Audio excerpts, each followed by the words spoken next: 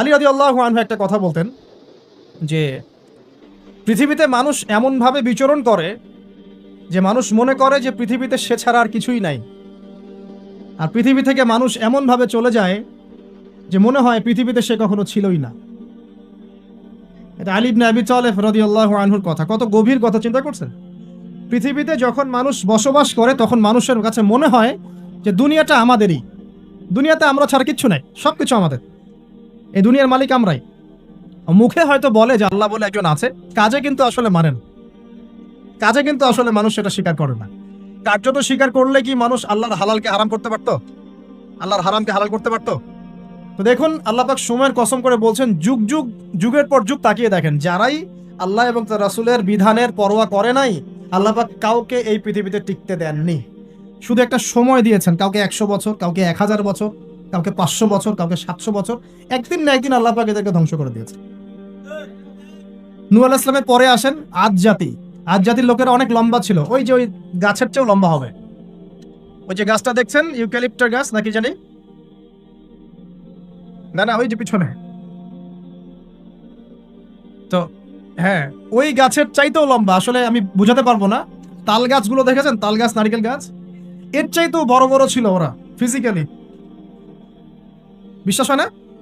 এমনও মানুষ ছিল পৃথিবীতে, আমরা তো এখন ছোট, লম্বা চড়া মানুষ ছিল পৃথিবীতে, এবং তারা ছিল আদ এবং সামুদ জাতি।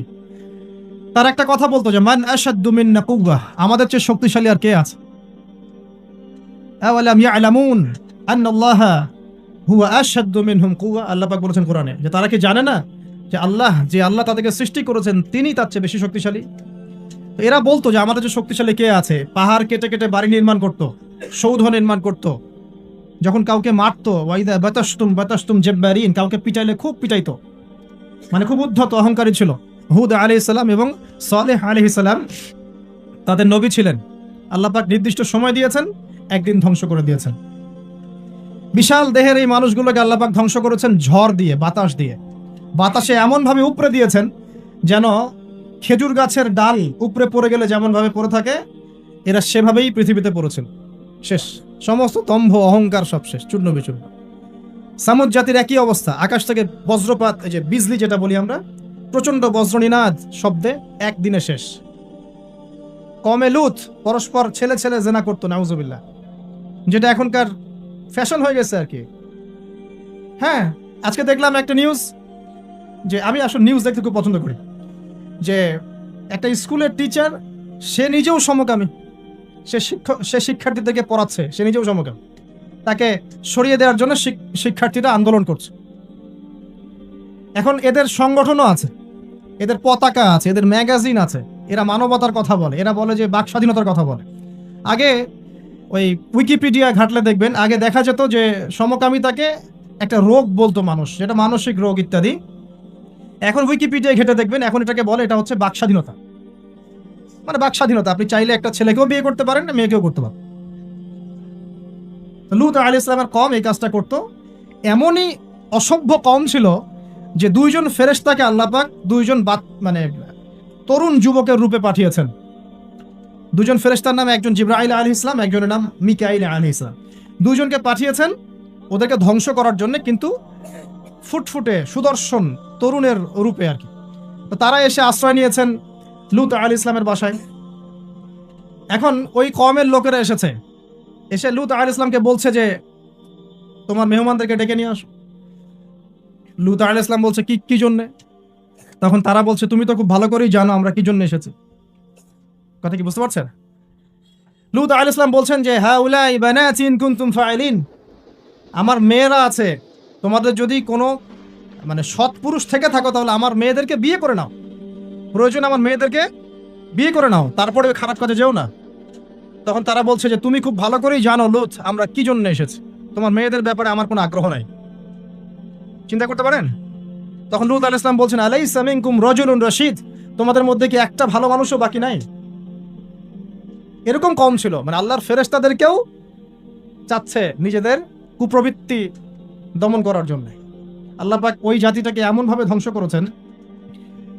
ফেরেশতা জিবরাইল আলাইহিস সালামের পাখা আছে প্রায় 600টা পাখা, 2টা পাখা দিয়ে তিনি ওই পুরো কওমকে এভাবে উঠিয়েছেন আসমানে। তারপর আসমান থেকে ওদেরকে পাথর বর্ষণ করা হয়েছে, রজম যেটা বলি আমরা।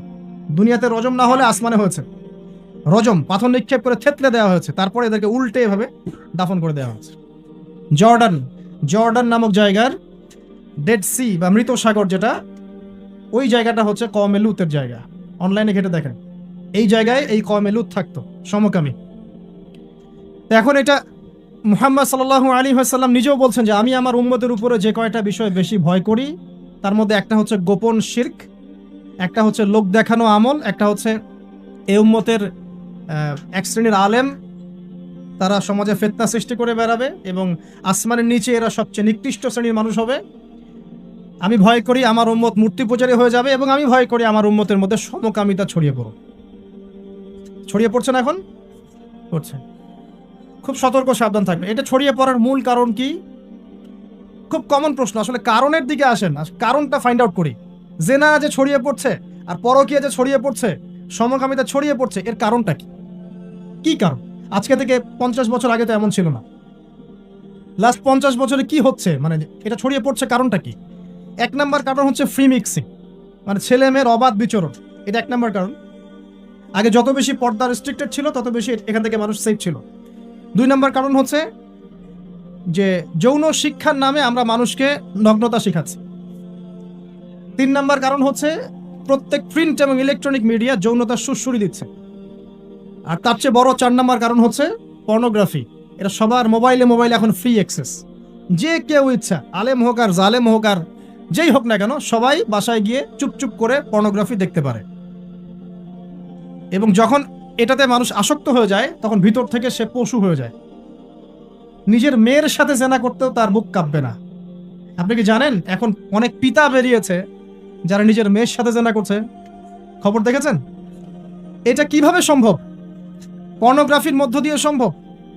পর্নোগ্রাফি দেখতে দেখতে দেখতে দেখতে এগুলোকে মানুষের কাছে কমন মনে হচ্ছে, স্বাভাবিক। তখন কোনো মেয়ের দিকে আর সম্মানের চোখে মানুষ তাকাতে পারছে না। একটা মেয়ের দিকে সম্মানের দৃষ্টিতে মানুষ আর তাকাতে পারছে না। আর মেয়েরাও যে খুব ভালো তা না। ম্যাক্সিমাম মেয়ে দেখা যায় বেপর্দায় চলে। ওরা পছন্দ করে কেউ ওদেরকে প্রিজিং করুক, কেউ একটু লাভ লেটার দিক, কেউ টিকটক একটু নক করুক, কেউ মেসেঞ্জারে নক করুক। অনেক মেয়েরা তো অনেক বদ। এখন ভালো মেয়ে খুঁজে পাবেন কোথায়? খুবই রেয়ার। ভালো মেয়ে খুঁজে পাওয়া খুবই রেয়ার। যদি আপনি নিজে পবিত্র না থাকেন, আপনি পবিত্র মেয়ে খুঁজে পাবেন না। প্রিয় দিনী ভাই, আপনি যদি নিজে পবিত্র না থাকেন, আপনি পবিত্র মেয়ে খুঁজে পাবেন না। বড় বড় শহরগুলোতে গিয়ে দেখেন, শপিং মলগুলোতে গিয়ে দেখেন, শপিং মল, ইউনিভার্সিটিজ, মেগা সিটিজগুলোতে গিয়ে দেখেন, মেয়েদের গেট আপগুলো দেখেন। বলবে যে হুজুর আপনারা এগুলো দেখেন? জি না, আমরা দেখি না, বাট আমাদের চোখের সামনে পড়ে যায়। আর চোখের সামনে যখন পড়ে যায়, তখন তো আমরা চোখ বন্ধ করে হাঁটতে পারবো না। মনে করেন আমি কার ড্রাইভ করছি, আমি চোখ বন্ধ করে ড্রাইভ করবো? সামনে কেউ পড়ে গেলে বলবেন হুজুর আপনার দৃষ্টি খারাপ। কি ফাইজলামি শুরু করছে! ডানে বামে চারপাশে যখন মেয়েরা এভাবে নগ্ন হয়ে ঘুরবে, আমি কি চোখ বন্ধ করে আকাশের দিকে তাকায় গাড়ি চালাবো? না আকাশের দিকে তাকায় হাঁটবেন, নাকি মাটির তলে তাকায় হাঁটবেন? কি করব? তো এগুলো হচ্ছে এক প্রকার এক শ্রেণীর বুদ্ধি প্রতিবন্ধী আছে, নাস্তিকতায় বিশ্বাসী, এদের খোরা যুক্তি এগুলা। সারা দেশে এরকম নগ্নতা ছড়িয়ে বেড়াবা আর বলবা যে তোমাদের মানসিক সমস্যা, হ্যাঁ তোমাদের মনের সমস্যা, রোগটা তোমাদের মনে। আশ্চর্য বিষয়। সুবহানাল্লাহ। তো যেটা বলছিলাম ভাই, এগুলোর কারণটার দিকে আসেন। মূল কারণটা কিন্তু এইগুলা, ফ্রি মিক্সিং, আপনার মিডিয়াগুলোর মধ্য দিয়ে এইভাবে অবাধে দেদারসে যৌনতার প্রদর্শনী, বিভিন্ন মুভিজ অ্যান্ড ফিল্মস অ্যান্ড এই যে সিরিয়াল, এইগুলা, এমন কিছু মিডিয়া যেগুলো আমাদেরকে যৌনতা শেখাচ্ছে, এবং পর্নোগ্রাফি, এগুলো সবকিছু যখন একত্রিত হয়েছে, তখন দেখবেন সমাজের মধ্যে যৌনতা বেড়েছে, জেনা বেড়েছে, ধর্ষণ বাড়ছে, তারপরে পরকীয়া বাড়ছে, এবং এগুলো এখন নর্মাল হয়ে গেছে। মানে এগুলো নর্মাল, মানুষ সবাই মেনে নিছে যে এটা হয়, এমনই আসলে। ধর্ষণ দিনে 4-5টা হয়, হ্যাঁ রেপ এটা হতেই পারে, জেনা ছেলে মেয়ে একটা আপোষের সম্মতিতে প্রেম করছে, জেনা করছে, সমস্যা কিছু নাই, এটা বাক স্বাধীনতা, এটা মানুষ মনে করে এখন। হ্যাঁ, দুজন যদি পরস্পর সম্মতিতে জেনা করে, এটাকে পাপ মনে করা হচ্ছে না এখন আর। আপনার কথা কি মাথার উপরে আছে? একজন ছেলে একজন মেয়ে যদি সম্মতিতে জেনা করে, এটাকে পাপ মনে করা হচ্ছে না। জোর করে করলে তখন পাপ মনে করা হচ্ছে। এবং দেখা যায় অনেক পরিবার, আপনি জরিপ করে দেখেন, ম্যাক্সিমাম পরিবারে এখন পরকীয়া ঢুকে গেছে। স্বামীকে নিয়ে স্ত্রী সন্তুষ্ট না, স্ত্রীকে নিয়ে স্বামী সন্তুষ্ট না, চলছে। আবার যদি কেউ অনেস্টলি একাধিক বিয়ের দিকে যায়, তখন তাকে আবার সমাজের দিকে খারাপ চোখে দেখা হচ্ছে।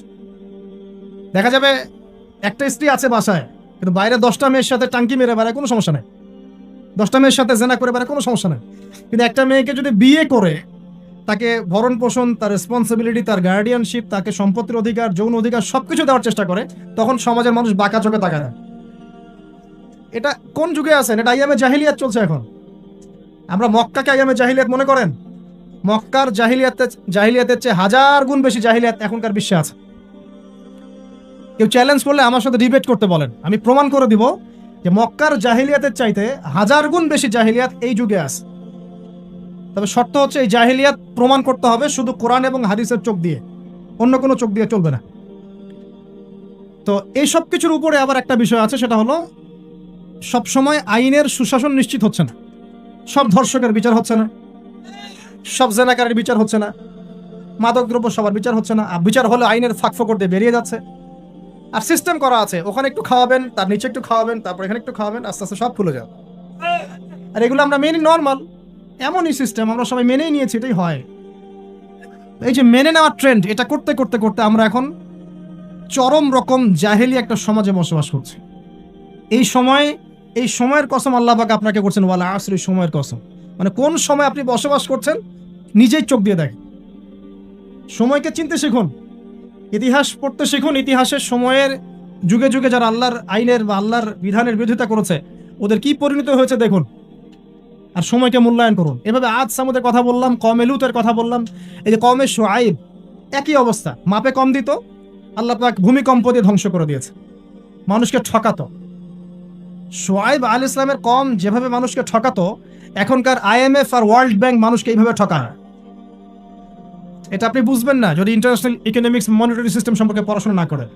সুদের জালে ফেলে দরিদ্র দেশগুলোকে একদম গলায় রশি ধরে টেনে ফেলে দিবে, হ্যাঁ, সুদের মধ্য দিয়ে। এবং পুরো ওয়ার্ল্ডটাকে এভাবে সাজিয়েছে, এর বাইরে কেউ বেরোতে পারবে না। ইন্দোনেশিয়ার একজন প্রেসিডেন্ট চেষ্টা করেছিলেন বের হওয়ার জন্য, সুকান্ত, আগে হয়তো আছে, নাম পড়ে দেখবেন। তারপরে ওরা ইন্দোনেশিয়াকে ইকোনমিক স্যাংশন দিয়ে দিয়েছে। ইন্দোনেশিয়া আস্তে একটা ভালো অবস্থান থেকে হঠাৎ করে ধাপ করে পড়ে গিয়েছে। যখন টার্কি এখান থেকে বের হওয়ার চেষ্টা করেছে, ওকে স্যাংশন দিয়ে দিয়েছে। ভেনিজুয়েলা যখন বের হওয়ার চেষ্টা করেছে, ওকে স্যাংশন দিয়ে দিয়েছে। মানে এরা শুআইব আলাইহিস সালামের ওই কওমের মতোই পুরো মানব জাতিকে অর্থনৈতিক দাসত্বের দিকে নিয়ে গেছে। তো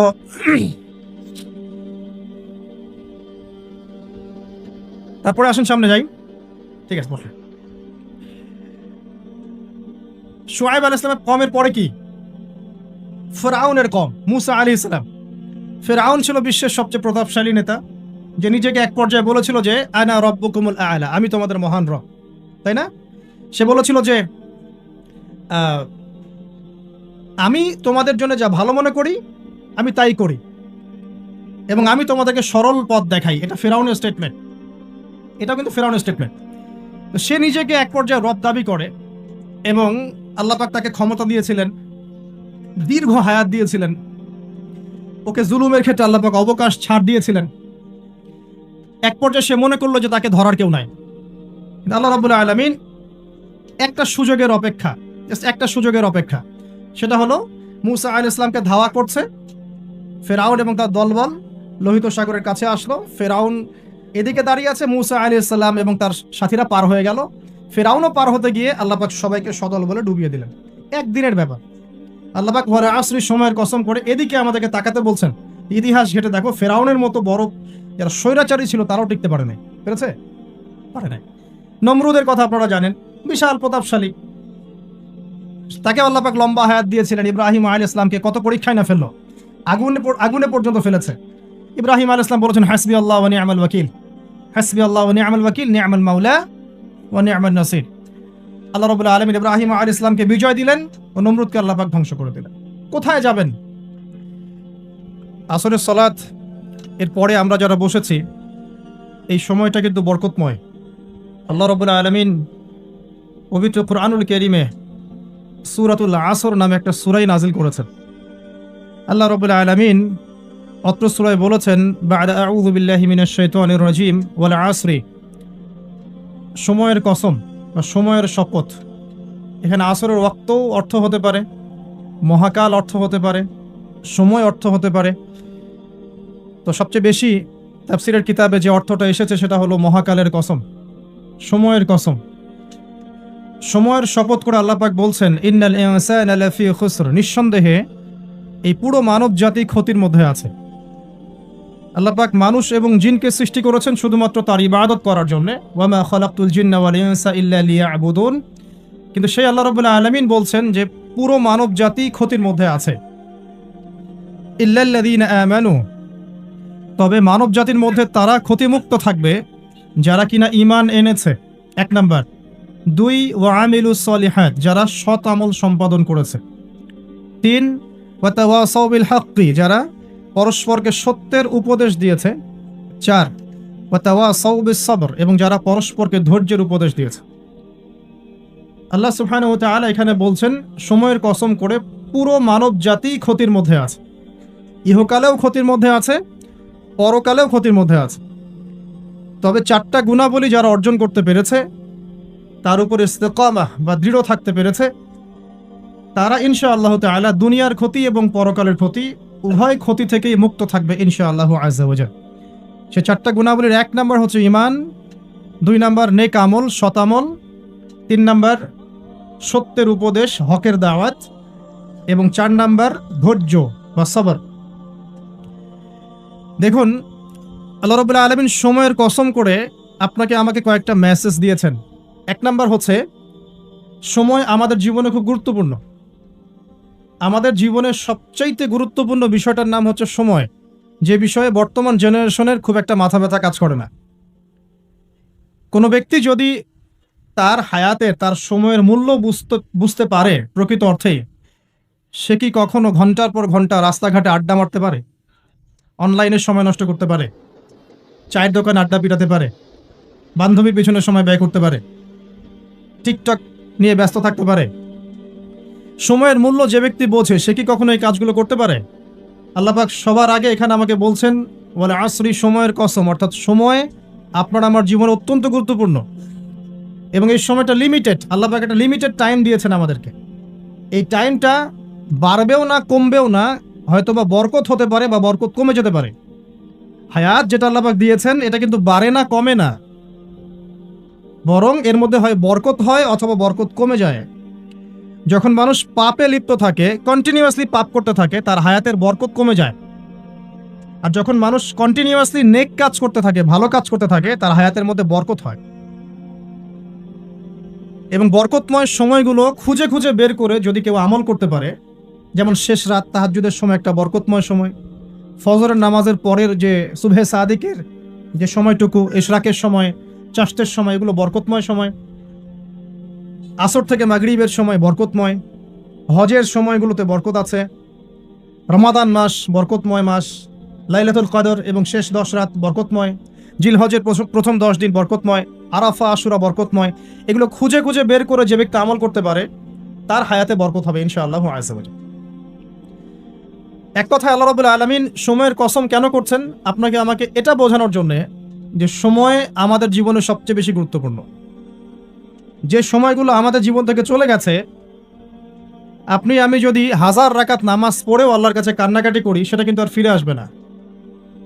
হয়তোবা আল্লাহ পাক আমাদের গুনাহগুলোকে মাফ করে দিয়ে বাকি জিন্দেগি আমাদেরকে আমল করার তৌফিক দিবেন ইনশাআল্লাহ তাআলা, কিন্তু যে সময়টুকু আমরা নষ্ট করেছি এটা কিন্তু আর ফিরে আসবে না।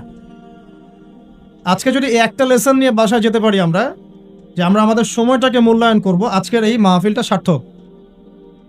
আর আজকের মাহফিলে আমরা যদি অনেক কথাবার্তা বলি কিন্তু কোনো লেসন নিয়ে বাসায় ফিরে না যাই, তাহলে আজকের এই মাহফিলের কোনো সার্থকতা নাই। আসা এবং যাওয়াই হবে এখানে। আমি আসলাম, নাস্তা খেলাম, লেকচার দিলাম, চলে গেলাম। আপনারা আসলেন, দেখলেন, সেলফি উঠালেন, চলে গেলেন।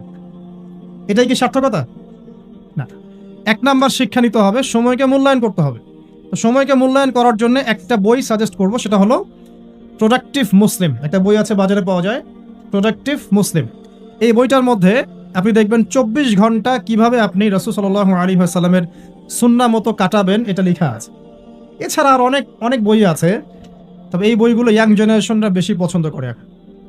প্রোডাক্টিভ মুসলিম মানে কি? মানে হচ্ছে 24 ঘন্টাকে সে এমনভাবে ব্যালেন্স করবে, যার মধ্যে তার পড়াশোনা, তার ইবাদত, তার তেলাওয়াত, তার জিকির আজগার, তার বাজারঘাট, তার ব্যবসা বাণিজ্য, তার পরিবার, সবকিছু ব্যালেন্স করা যায়। ইসলামে তো বৈরাগ্যবাদের সুযোগ নাই। সারাদিন খালি নামাজই পড়বো, এর নাম তো ইসলাম নয়। সারা বছর ধরে রোজা রাখবেন, এর নাম কিন্তু ইসলাম নয়। নবী সাল্লাল্লাহু আলাইহি ওয়াসাল্লাম নামাজও পড়তেন, রাতে ঘুমাতেন। তিনি পরিবারও ভরণ পোষণ দিয়েছেন, স্ত্রী সন্তান ছিল, আবার তিনি যুদ্ধ জিহাদও করেছেন। আবার নবী সাল্লাল্লাহু আলাইহি ওয়াসাল্লাম রোজাও রেখেছেন, কখনো ছেড়েও দিয়েছেন। মানে ইসলামে এই বৈচিত্র্য আছে। ইসলাম এই বৈচিত্র্যময় একটা রিলিজন, এটাই ইসলামের সৌন্দর্য। আমরা অনেক সময় মনে করি যে ইসলামের সবকিছু একরকম হতে হবে, সবাইকেই বুকের উপর হাত বাঁধতে হবে, অথবা সবাইকে নাভির নিচে হাত বাঁধতে হবে, অথবা সবাইকে নাভির উপরে হাত বাঁধতে হবে, বা সবাই রফুল এদান করবে, আবার মনে করি কেউই করবে না। আসলে এই কনসেপ্টগুলো ঠিক নয়। ইসলাম বৈচিত্র্যময়, এখানে ভেরিয়েশন আছে, এখানে বৈচিত্র্য আছে, এবং এই বৈচিত্র্যটাই ইসলামের সৌন্দর্য। এটা বুঝতে আমাদের অনেক সময় লেগে যাচ্ছে, আল্লাহ পাক বোঝার তৌফিক দান করুন। চিন্তার মধ্যে মত পার্থক্য থাকবে। একটা হাদিস, কোরআনের একটা সূরা, একজন স্কলার একভাবে ব্যাখ্যা করছেন, আরেকজন কিন্তু আরেকভাবে ব্যাখ্যা করছেন। এখন ব্যাখ্যার মধ্যে মত পার্থক্য দেখা যাচ্ছে, কিন্তু কখনো কখনো দেখা যায় দুটো ব্যাখ্যাই ঠিক আছে। আল্লাহ পাক কাউকে এমন একটা ইলম দিয়েছেন যা অন্য কাউকে দেন নাই, আরেকজনকে আল্লাহ পাক এমন একটা বুঝ দিয়েছেন যেটা আবার অন্য কাউকে দেন নাই। কিন্তু কোরআনের একটা আয়াতকে কেন্দ্র করেই কিন্তু ব্যাখ্যাগুলো এসেছে।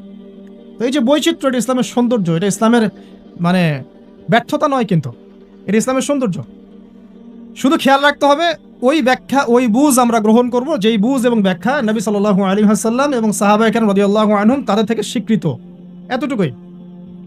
তো যে বিষয়ে আসছিলাম ভাই, সময়টাকে মূল্যায়ন করি। প্রফেটিক লাইফস্টাইল, এটা বলা যতটা সহজ, করাটা খুব কঠিন। রাতের ঘুমানো থেকে শুরু করে আবার রাতের ঘুম পর্যন্ত, এই যে 24 ঘন্টার দিন রাত, এটাকে এমনভাবে ঢেলে সাজাতে হবে যাতে এর মধ্যে আমার ইবাদত থাকে, নামাজ থাকে, জামাতে নামাজ থাকে, তিলাওয়াত থাকে, তালিম দেওয়া থাকে, দিন প্রচার থাকে, পরিবারকে সময় দেওয়া থাকে, বাজারঘাট করা থাকে, সন্তান প্রতিপালন থাকে, ব্যবসা বাণিজ্য থাকে, সব কিছুকে ব্যালেন্স করতে হবে। যদি এটা করতে পারি তাহলে ইনশাআল্লাহ আগামী দিনে আশা করা যায় আমাদের তরুণ প্রজন্মের হাতে ইসলামের পতাকা উঠবে ইনশাআল্লাহ।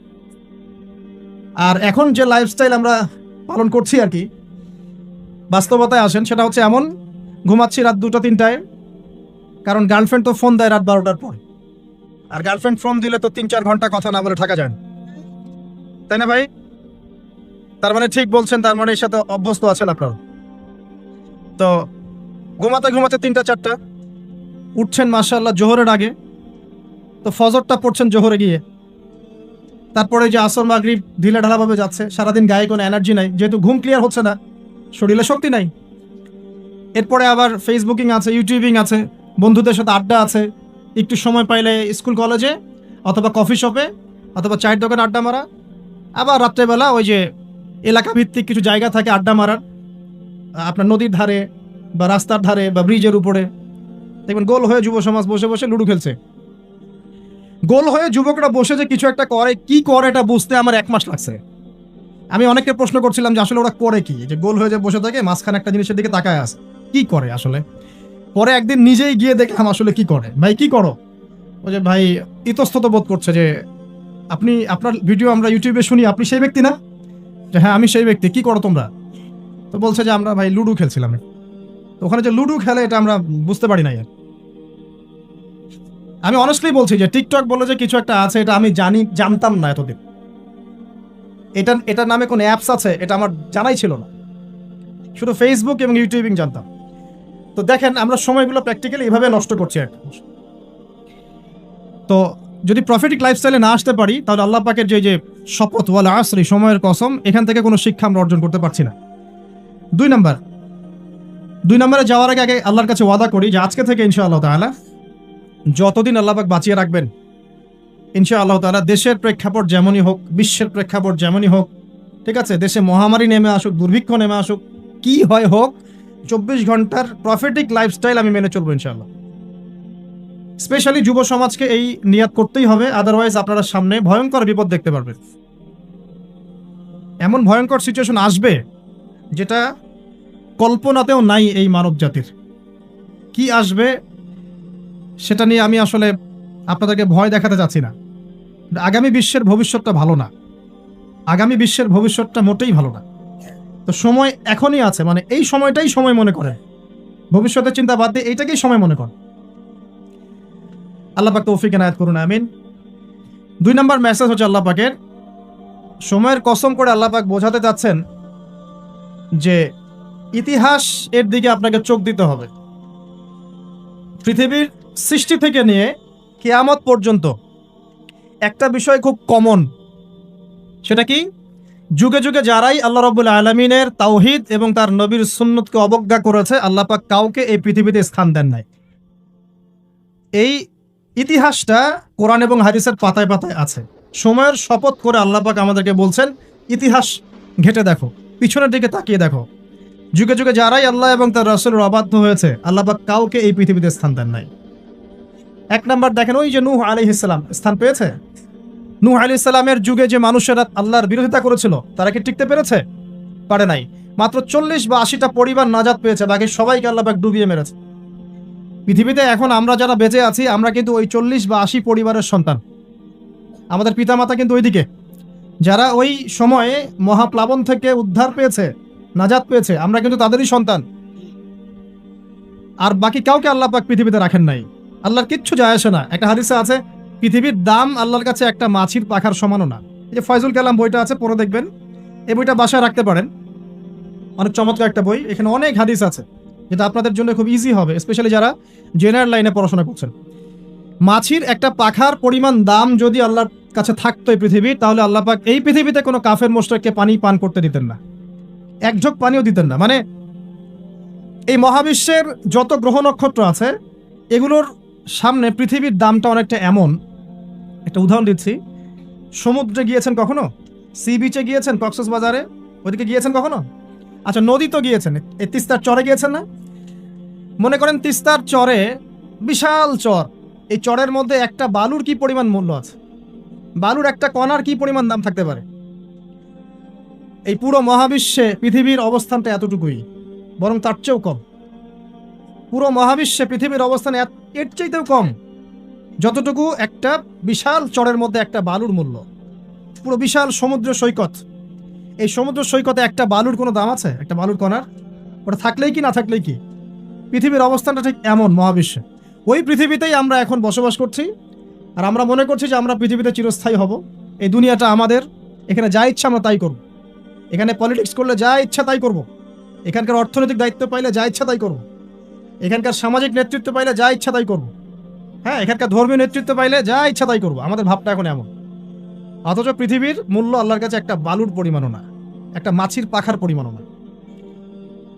তো আলী রাদিয়াল্লাহু আনহু একটা কথা বলতেন যে পৃথিবীতে মানুষ এমনভাবে বিচরণ করে যে মানুষ মনে করে যে পৃথিবীতে সে ছাড়া আর কিছুই নাই, আর পৃথিবী থেকে মানুষ এমনভাবে চলে যায় যে মনে হয় পৃথিবীতে সে কখনো ছিলই না। এটা আলী ইবনে আবি তালেব রাদিয়াল্লাহু আনহুর কথা। কত গভীর কথা, চিন্তা করছেন? পৃথিবীতে যখন মানুষ বসবাস করে, তখন মানুষের কাছে মনে হয় যে দুনিয়াটা আমাদেরই, দুনিয়াতে আমরা ছাড়া কিচ্ছু নাই, সবকিছু আমাদের, এই দুনিয়ার মালিক আমরাই।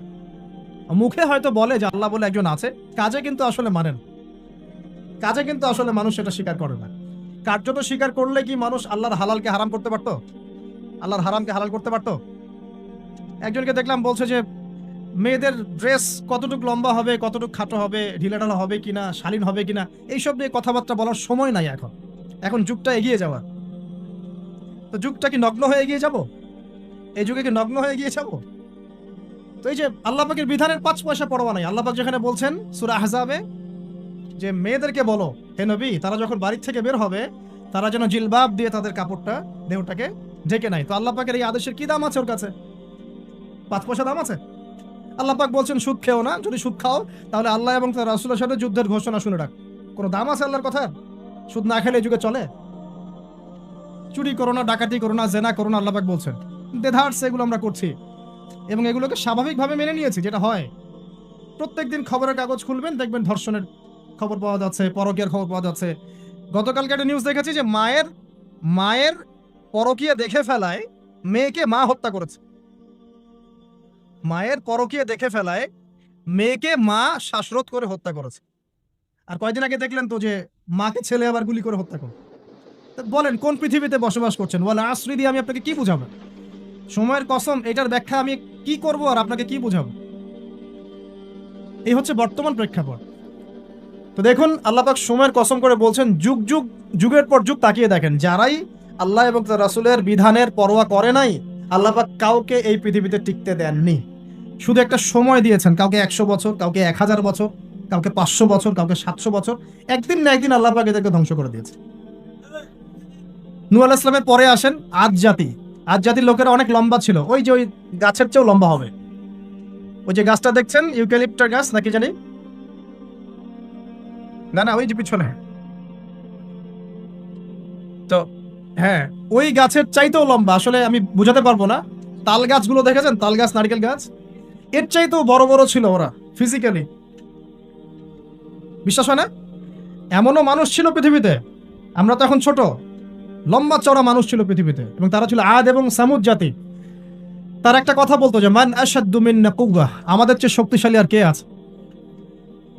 আওয়ালাম ইয়ালামুন আন্নাল্লাহা হুয়া আশাদ্দু মিনহুম কুওয়া, আল্লাহ পাক বলেছেন কোরআনে যে তারা কি জানে না যে আল্লাহ তাদেরকে সৃষ্টি করেছেন তিনি তার চেয়ে বেশি শক্তিশালী। তো এরা বলতো যে আমাদের চেয়ে শক্তিশালী কে আছে? পাহাড় কেটে কেটে বাড়ি নির্মাণ করত, সৌধ নির্মাণ করত।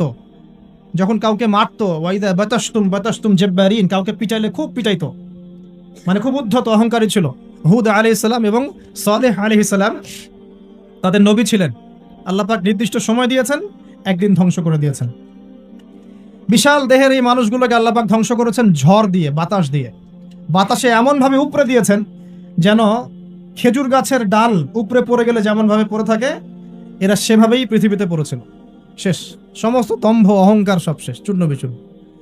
সামুদ জাতির একই অবস্থা, আকাশ থেকে বজ্রপাত, এই যে বিজলি যেটা বলি আমরা, প্রচন্ড বজ্রনিনাদ শব্দে একদিনে শেষ।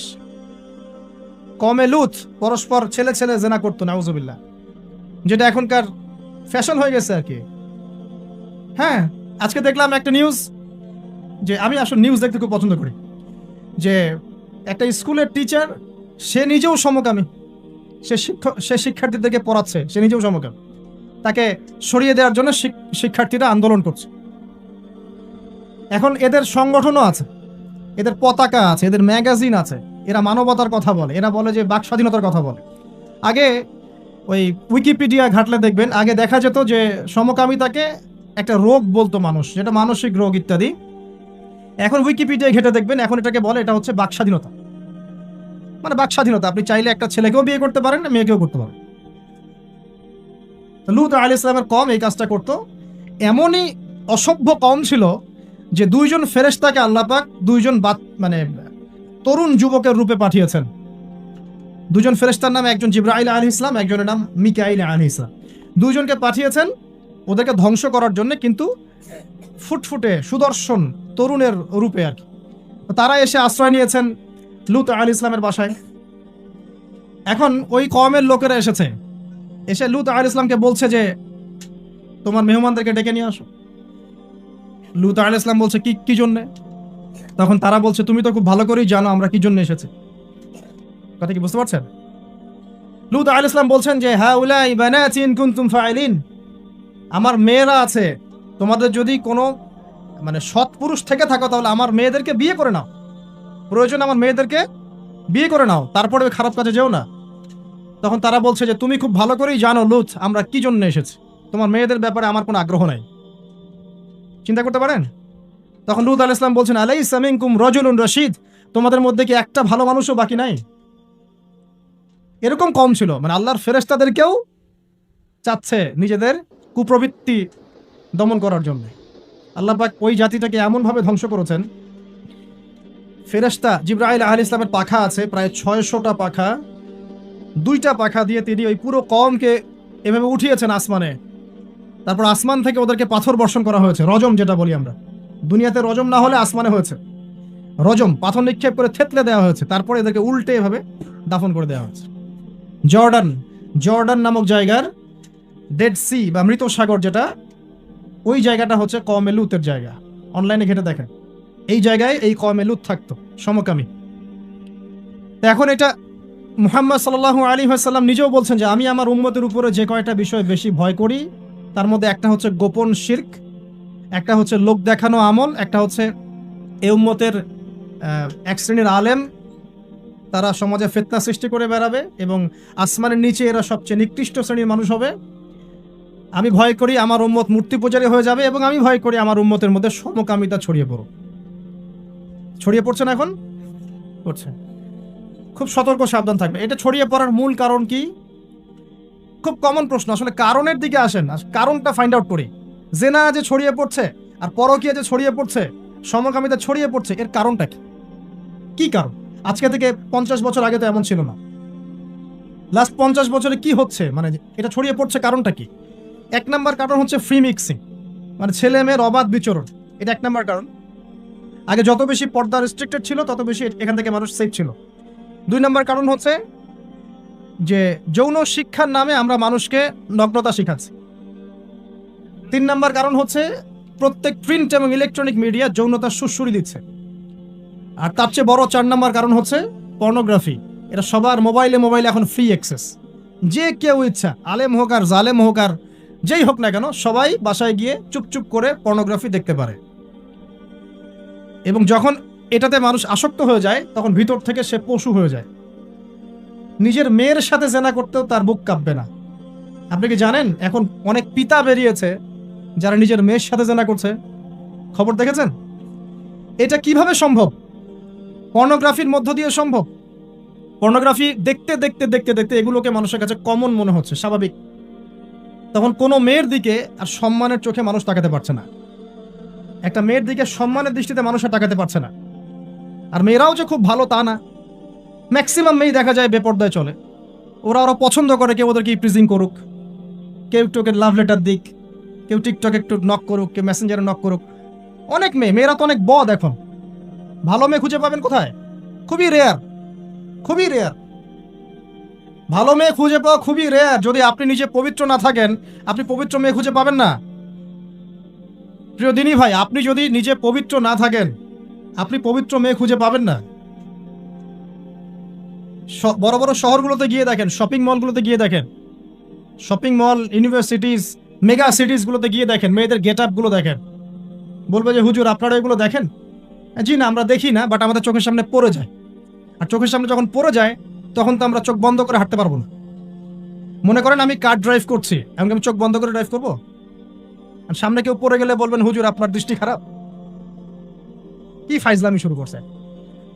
ডানে বামে চারপাশে যখন মেয়েরা এভাবে নগ্ন হয়ে ঘুরবে, আমি কি চোখ বন্ধ করে আকাশের দিকে তাকায় গাড়ি চালাবো?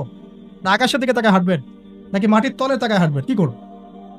তো এগুলো হচ্ছে এক শ্রেণীর বুদ্ধি প্রতিবন্ধী আছে, নাস্তিকতায় বিশ্বাসী, এদের খোরা যুক্তি এগুলা। তুমি সারা দেশে এরকম নগ্নতা ছড়িয়ে বেড়াবা আর বলবা যে তোমাদের মানসিক সমস্যা, হ্যাঁ তোমাদের মনের সমস্যা, রোগটা তোমাদের মনে। আশ্চর্য বিষয়, সুবহানাল্লাহ। তো যেটা বলছিলাম ভাই, এগুলোর কারণটার দিকে আসেন। মূল কারণটা কিন্তু এইগুলা, ফ্রি মিক্সিং, আপনার মিডিয়াগুলোর মধ্য দিয়ে এইভাবে অবাধে দেদারসে যৌনতার প্রদর্শনী, বিভিন্ন মুভিজ অ্যান্ড ফিল্মস অ্যান্ড এই যে সিরিয়াল, এইগুলা এমন কিছু মিডিয়া যেগুলো আমাদেরকে যৌনতা শিখাচ্ছে, এবং পর্নোগ্রাফি, এগুলো সব কিছু যখন একত্রিত হয়েছে তখন দেখবেন সমাজের মধ্যে যৌনতা বেড়েছে, জেনা বেড়েছে, ধর্ষণ বাড়ছে, তারপরে পরকীয়া বাড়ছে, এবং এগুলো এখন নর্মাল হয়ে গেছে। মানে এগুলো নর্মাল, মানুষ সবাই মেনে নিছে যে এটা হয়, এমনই আসো। ধর্ষণ দিনে 4-5টা হয়, হ্যাঁ রেপ এটা হতেই পারে, জেনা ছেলে মেয়ে একটা আপোষের সম্মতিতে প্রেম করছে, জেনা করছে, সমস্যা কিছু নাই, এটা বাক স্বাধীনতা, এটা মানুষ মনে করে এখন। হ্যাঁ, দুজন যদি পরস্পর সম্মতিতে জেনা করে এটাকে পাপ মনে করা হচ্ছে না এখন আর। আপনার কথা কি মাথার উপরে আছে? একজন ছেলে একজন মেয়ে যদি সম্মতিতে জেনা করে এটাকে পাপ মনে করা হচ্ছে না, জোর করে করলে তখন পাপ মনে করা হচ্ছে। এবং দেখা যায় অনেক পরিবার, আপনি জরিপ করে দেখেন, ম্যাক্সিমাম পরিবারে এখন পরকীয়া ঢুকে গেছে। স্বামীকে নিয়ে স্ত্রী সন্তুষ্ট না, স্ত্রীকে নিয়ে স্বামী সন্তুষ্ট না, চলছে। আবার যদি কেউ অনেস্টলি একাধিক বিয়ের দিকে যায় তখন তাকে আবার সমাজের দিকে খারাপ চোখে দেখা হচ্ছে। দেখা যাবে একটা স্ত্রী আছে বাসায়, কিন্তু বাইরে 10টা মেয়ের সাথে টাঙ্কি মেরে বেড়ায়, কোনো সমস্যা নেই। 10টা মেয়ের সাথে জেনা করে বেড়ায়, কোনো সমস্যা নেই। কিন্তু একটা মেয়েকে যদি বিয়ে করে তাকে ভরণ পোষণ, তার রেসপন্সিবিলিটি, তার গার্ডিয়ানশিপ, তাকে সম্পত্তির অধিকার, যৌন অধিকার সবকিছু দেওয়ার চেষ্টা করে, তখন সমাজের মানুষ বাঁকা চোখে তাকায় না। এটা কোন যুগে আছেন? এটা আইয়ামে জাহিলিয়াত চলছে এখন। আমরা মক্কাকে আইয়ামে জাহিলিয়াত মনে করেন? মক্কার জাহিলিয়াতের চেয়ে 1000 গুণ বেশি জাহিলিয়াত এখনকার বিশ্বে আছে। কেউ চ্যালেঞ্জ করলে আমার সাথে ডিবেট করতে বলেন, আমি প্রমাণ করে দিব যে মক্কার জাহিলিয়াতের চাইতে 1000 গুণ বেশি জাহিলিয়াত এই যুগে আছে। তবে শর্ত হচ্ছে এই জাহিলিয়াত প্রমাণ করতে হবে শুধু কোরআন এবং হাদিসের চোখ দিয়ে, অন্য কোনো চোখ দিয়ে চলবে না। তো এই সব কিছুর উপরে আবার একটা বিষয় আছে, সেটা হলো সবসময় আইনের সুশাসন নিশ্চিত হচ্ছে না। সব ধর্ষকের বিচার হচ্ছে না, সব জেনাকারের বিচার হচ্ছে না, মাদকদ্রব্য সবার বিচার হচ্ছে না। আর বিচার হলে আইনের ফাঁকফোকর দিয়ে বেরিয়ে যাচ্ছে। আর সিস্টেম করা আছে, ওখানে একটু খাওয়াবেন, তার নিচে একটু খাওয়াবেন, তারপর এখানে একটু খাওয়াবেন, আস্তে আস্তে সব খুলে যাবে। আর এগুলো আমরা মেনে নর্মাল, এমনই সিস্টেম আমরা সবাই মেনেই নিয়েছি, এটাই হয়। এই যে মেনে নেওয়ার ট্রেন্ড, এটা করতে করতে করতে আমরা এখন চরম রকম জাহেলি একটা সমাজে বসবাস করছি। এই সময়ের কসম আল্লাহ পাক আপনাকে করছেন, ওয়ালা আসরি, সময়ের কসম। মানে কোন সময় আপনি বসবাস করছেন নিজেই চোখ দিয়ে দেখেন। সময়কে চিনতে শিখুন, ইতিহাস পড়তে শিখুন। ইতিহাসের সময়ের যুগে যুগে যারা আল্লাহর আইনের বা আল্লাহর বিধানের বিরোধিতা করেছে ওদের কি পরিণত হয়েছে দেখুন, আর সময়কে মূল্যায়ন করুন। এভাবে আদ সামুদের কথা বললাম, কওমে লুতের কথা বললাম, এই যে কওমে শুআইব, একই অবস্থা। মাপে কম দিত, আল্লাহ পাক ভূমিকম্প দিয়ে ধ্বংস করে দিয়েছে, মানুষকে ঠকাতো। শুআইব আলাইহিস সালামের কওম যেভাবে মানুষকে ঠকাতো, এখনকার IMF আর ওয়ার্ল্ড ব্যাংক মানুষকে এইভাবে ঠকায়। এটা আপনি বুঝবেন না যদি ইন্টারন্যাশনাল ইকোনমিক্স মনিটারি সিস্টেম সম্পর্কে পড়াশোনা না করেন। সুদের জালে ফেলে দরিদ্র দেশগুলোকে একদম গলায় রশি ধরে টেনে ফেলে দিবে, হ্যাঁ, সুদের মধ্য দিয়ে। এবং পুরো ওয়ার্ল্ডটাকে এভাবে সাজিয়েছে, এর বাইরে কেউ বেরোতে পারবে না। ইন্দোনেশিয়ার একজন প্রেসিডেন্ট চেষ্টা করেছিলেন বের হওয়ার জন্য, সুকান্ত, আগে হয়তো আছে, নাম পড়ে দেখবেন। তারপরে ওরা ইন্দোনেশিয়াকে ইকোনমিক স্যাংশন দিয়ে দিয়েছে। ইন্দোনেশিয়া আসতে একটা ভালো অবস্থান থেকে হঠাৎ করে ধাপ করে পড়ে গিয়েছে। যখন টার্কি এখান থেকে বের হওয়ার চেষ্টা করেছে, ওকে স্যাংশন দিয়ে দিয়েছে। ভেনিজুয়েলা যখন বের হওয়ার চেষ্টা করেছে, ওকে স্যাংশন দিয়ে দিয়েছে।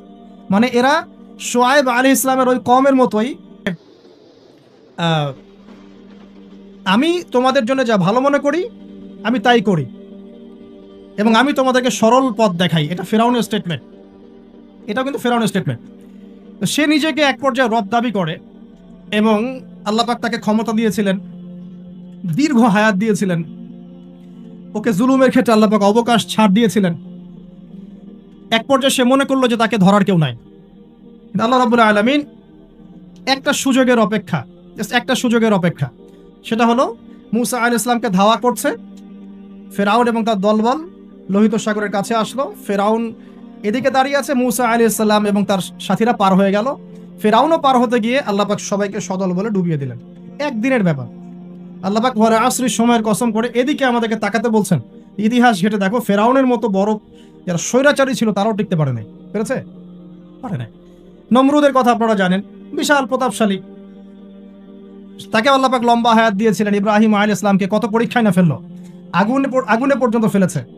ইব্রাহিম আলাইহিস সালাম বলেছেন, হাসবি আল্লাহ ওয়া নি'মাল ওয়াকিল, হাসবি আল্লাহ ওয়া নি'মাল ওয়াকিল, নি'মাল মাওলা ওয়া নি'মান নাসির। আল্লাহ রাব্বুল আলামিন ইব্রাহিম আলাইহিস সালামকে বিজয় দিলেন ও নমরুদকে আল্লাহ পাক ধ্বংস করে দিলেন। কোথায় যাবেন? তো লম্বা করছি না, একটা বিষয়ের দিকে ফোকাস করেন। সময়ের কসম বলতে আল্লাহ পাক আপনাকে বর্তমান সময়টাকে চিন্তা করতে শেখাচ্ছেন। কারণ আপনি আমি যে সময় আছি সে সময় নিয়ে ভাবতে হবে। 1, 2 সময়কে মূল্যায়ন করতে হবে।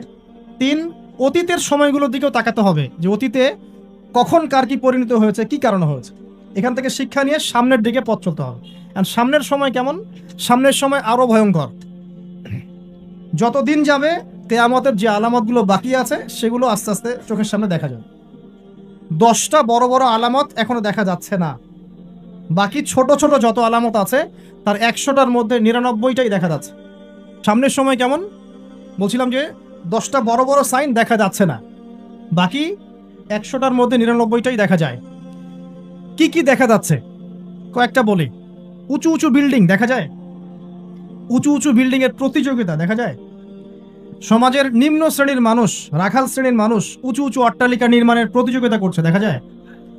সমাজের ম্যাক্সিমাম মানুষ এখন সুদ খাচ্ছে, দেখা যাচ্ছে। ছেলেরা মেয়েদের পোশাক পরছে, মেয়েরা ছেলেদের পোশাক পরছে, দেখা যায়। আচ্ছা, সমাজে মেয়েদের সংখ্যা বাড়ছে, ছেলেদের সংখ্যা কমছে, দেখা যাচ্ছে। বেশি থেকে বেশি আল্লাহ পাকের গজব আসছে, আসমানি গজব, জমিনের বালা, বন্যা বলেন, ভূমিধস বলেন, ভূমিকম্প বলেন, জলোচ্ছ্বাস বলেন, দিন দিন বাড়ছে না কমছে? বাড়ছে। মুসলিমদের উপর অমুসলিমদের অত্যাচার বাড়ছে না কমছে? মুসলিম উম্মার বিভক্তি বাড়ছে না কমছে? বাড়ছে। মানুষ আলেম, বড় বড় ওলামায়ে কেরাম যারা আছেন তাদের ইন্তেকাল বেশি হচ্ছে না কম হচ্ছে? ওলামায়ে কেরাম যারা বড় বড় আলেম ওলামা, তারা আস্তে আস্তে চলে যাচ্ছেন না? মানুষ অনেক জাহেলকে আলেম মনে করছে না? হ্যাঁ, এমনও কিছু মানুষ মুসলিম সমাজে দিন প্রচার করছে যাদের ফ্রেঞ্চ কাট দাড়ি। আস্তে আস্তে আস্তে আস্তে, দেখেন নাই? এমন অনেক মানুষ দিন প্রচার করছে ইসলামে, দাড়ি ফ্রেঞ্চ কাট, মাশাআল্লাহ। এবং সে বলছে যে মানে এটা যে সুন্নাহ, এটা কোরআনে কোথায় আছে? সম্মাদারির কথা কোরআনে কোথায় আছে? দাড়ি টুপি পাগড়ির মধ্যে ইসলামকে সীমাবদ্ধ করে ফেলেছেন, এই জন্যে প্রতিবাদ স্বরূপ সে নিজে আর লম্বা দাড়ি রাখবে না। কি বুঝলেন? আপনারা দাড়ি টুপি এবং পাগড়ি জুব্বার মধ্যে ইসলামকে সীমাবদ্ধ করে ফেলেছেন, এই কারণে সে নিজে আর দাড়ি রাখবে না, ইসলাম প্রচার করে বেড়াচ্ছে। মানুষ ওদের পিছনে ছুটছেও। দেখলাম নারী একজন মহিলা ওয়াজ মাহফিলের স্টেজে উঠে বক্তব্য দিচ্ছে। হ্যাঁ, আশপাশে কিছু মানুষ আছে যাদের যাদের আবার দাড়ি টুপিও আছে, তারা বসে বসে আবার শুনছেও লেকচার। হ্যাঁ, তো এই যে সাইন যে আলেমদের মৃত্যু হবে, জাহেলদেরকে মানুষ আলেম মনে করবে, মেয়েদের সংখ্যা বাড়বে, ছেলেদের সংখ্যা কমবে, ছেলেরা মেয়েদের পোশাক পরবে, মেয়েরা ছেলেদের পোশাক পরবে, এগুলো দেখতে পাচ্ছেন না? দেখতে পাচ্ছেন। সময় সংক্ষিপ্ত হয়ে আসছে না? নবীজি বলেছেন একটা বছর চলে যাবে একটা কিসের মতো? মাসের মতো। মাস যাবে সপ্তাহের মতো, সপ্তাহ যাবে একটা দিনের মতো। সময়ের বরকত কমছে না? কমছে। হঠাৎ মৃত্যু বাড়ছে না মানুষের? হঠাৎ মৃত্যু যাচ্ছে, অ্যাক্সিডেন্ট, মরে গেল হঠাৎ। দেখবেন ছোট ছোট বাচ্চা যারা আছে, এই বাচ্চাদের সাথে যৌন সম্পর্ক বাড়ছে না? বাচ্চা থেকে ধর্ষণ বাড়ছে না? সমাজে এমনি নর্মালি জেনার ধর্ষণ বাড়ছে না? পরিবারের ভাঙনগুলো হচ্ছে না বেশি? ভাঙন বাড়ছে না? পরকীয়া বাড়ছে না? এই যে ভাইয়ে ভাইয়ে দ্বন্দ্ব, সম্পত্তির জন্য বাবার সাথে ছেলের দ্বন্দ্ব, মায়ের সাথে ছেলের দ্বন্দ্ব, প্রতিবেশী প্রতিবেশী খুনাখুনি, এগুলো বাড়ছে না কমছে? সব কিয়ামতের সাইন। আমানতদারিতা উঠে যাচ্ছে না? যে ব্যক্তি মিথ্যাবাদী তাকে সমাজে সত্যবাদী বলা হচ্ছে না? আর যে সত্যবাদী ওকে সমাজে মিথ্যাবাদী বলা হচ্ছে না? কোথায় আছেন? আপনি নিজেই পড়াশোনা করেন, দেখেন আলামত আর কতগুলো আলামত চান, সবগুলো আপনি চোখের সামনে দেখতে পারবেন। আজকে এটা টপিক না, হলে এটা নিয়ে আমি 2 ঘন্টা কথা বলতে পারবো ইনশাআল্লাহ। কিন্তু 10টা বড় বড় সাইন এখনো আসে নাই। কিরকম? 1, মাসিহুদ দাজ্জাল এসেছে? আসে নাই মানে সে এখন আত্মপ্রকাশ করেনি মানুষের রূপে, কিন্তু তার জন্ম হয়েছে, সে আছে, যেখানে থাকার সেখানেই আছে। তার যেটা মিশন, সেই মিশন চলছে বিশ্বজুড়ে, এবং তার মিশনগুলো বাস্তবায়ন করছে এখন। এটা হবে সামনে, এটা দেখা যাচ্ছে না। আর কি? ইয়াজুজ আর মাজুজ দেখতে পাচ্ছেন না? 3টা বড় বড় ভূমিকম্প দেখতে পাচ্ছেন না? আর কি পাচ্ছেন না?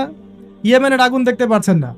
দাব্বাতুল আরদ দেখতে পাচ্ছেন না? ঈসা আলাইহিস সালামের আগমন দেখতে পাচ্ছেন না? মানে এই যে বড় বড় সাইনগুলো, এগুলো আপনি দেখতে পাচ্ছেন, বাকি সব ছোট ছোট আলামতগুলো দেখতে পাচ্ছেন না? দেখতে পাচ্ছেন। এটা আপনার সময় সামনে অপেক্ষা করছে। আর আল্লাহ পাক, আল্লাহ রাব্বুল আলামিন, আমরা শেষ করছি।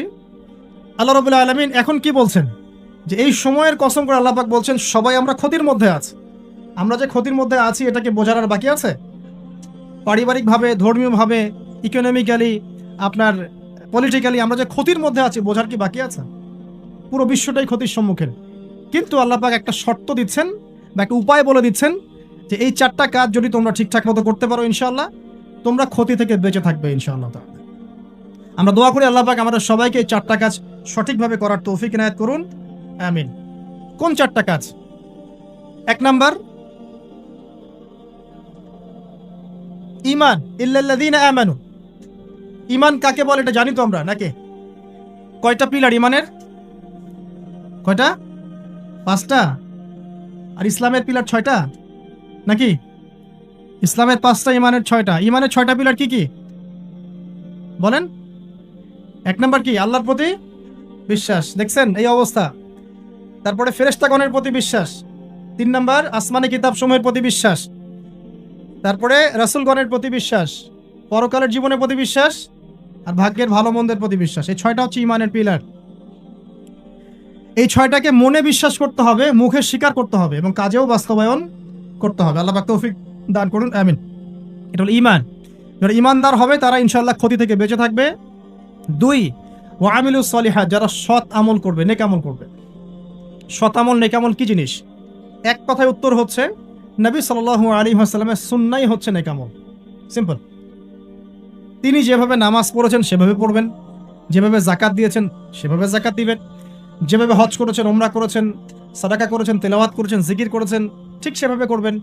নবী সাল্লাল্লাহু আলাইহি ওয়াসাল্লাম যেভাবে পরিবার চালিয়েছেন, ব্যবসা করেছেন, চাকরি করেছেন, চাকরি তিনি করেন নাই, মানে মুআমালাত ডিল করেছেন, সেভাবে করবেন। মানে জীবনের প্রতিটা কাজ নবী সাল্লাল্লাহু আলাইহি ওয়াসাল্লামের সুন্নাহ মতো করাই হচ্ছে আমলে সালেহ। আমরা বেশি বেশি আমলে সালেহ করার চেষ্টা করব। আল্লাহ পাক তৌফিক ইনায়াত করুন। এরপরে হচ্ছে ওয়াতাওয়াসাউ বিল হক, পরস্পরকে হকের দাওয়াত দেয়া। তো হকের দাওয়াতটা কি জিনিস, হকটা কি, এটাকে শিখতে হবে। হক মানে এক কথায় কোরআন এবং সুন্নাহ। কোরআন এবং সুন্নাহর বাইরে হকের কোনো মানদণ্ড আছে? সত্য মিথ্যার কোনো মানদণ্ড আছে? কোনো কিছু যদি কোরআন সুন্নাহর সাথে মিলে যায় সেটাকে গ্রহণ করতে কোনো আপত্তি আছে? না। কিন্তু কোনো কিছু যদি কোরআন সুন্নাহর সাথে না মিলে বিপরীত হয় তাহলে কি সেটা মানবেন? মানবেন না।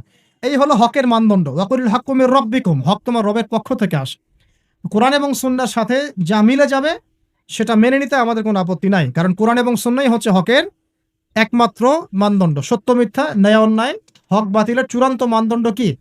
কোরআন এবং সুন্নাহ। এটাই হলো হক। এর দাওয়াত যারা প্রদান করে, এই দাওয়াতটা আপনি একটা ফাউন্ডেশনের থ্রু দিয়েও করতে পারেন, একটা রাষ্ট্রের মাধ্যমে করতে পারেন, একটা শিক্ষা প্রতিষ্ঠানের মাধ্যমে করতে পারেন, একটা সামাজিক সংগঠনের মাধ্যমে করতে পারেন। যেভাবেই হোক আপনি হকের দাওয়াতটা মানুষের কাছে প্রচার করবেন। এটা হচ্ছে ওয়াতাওয়াসাউ বিল হক, পরস্পরকে সত্যের উপদেশ দেয়া।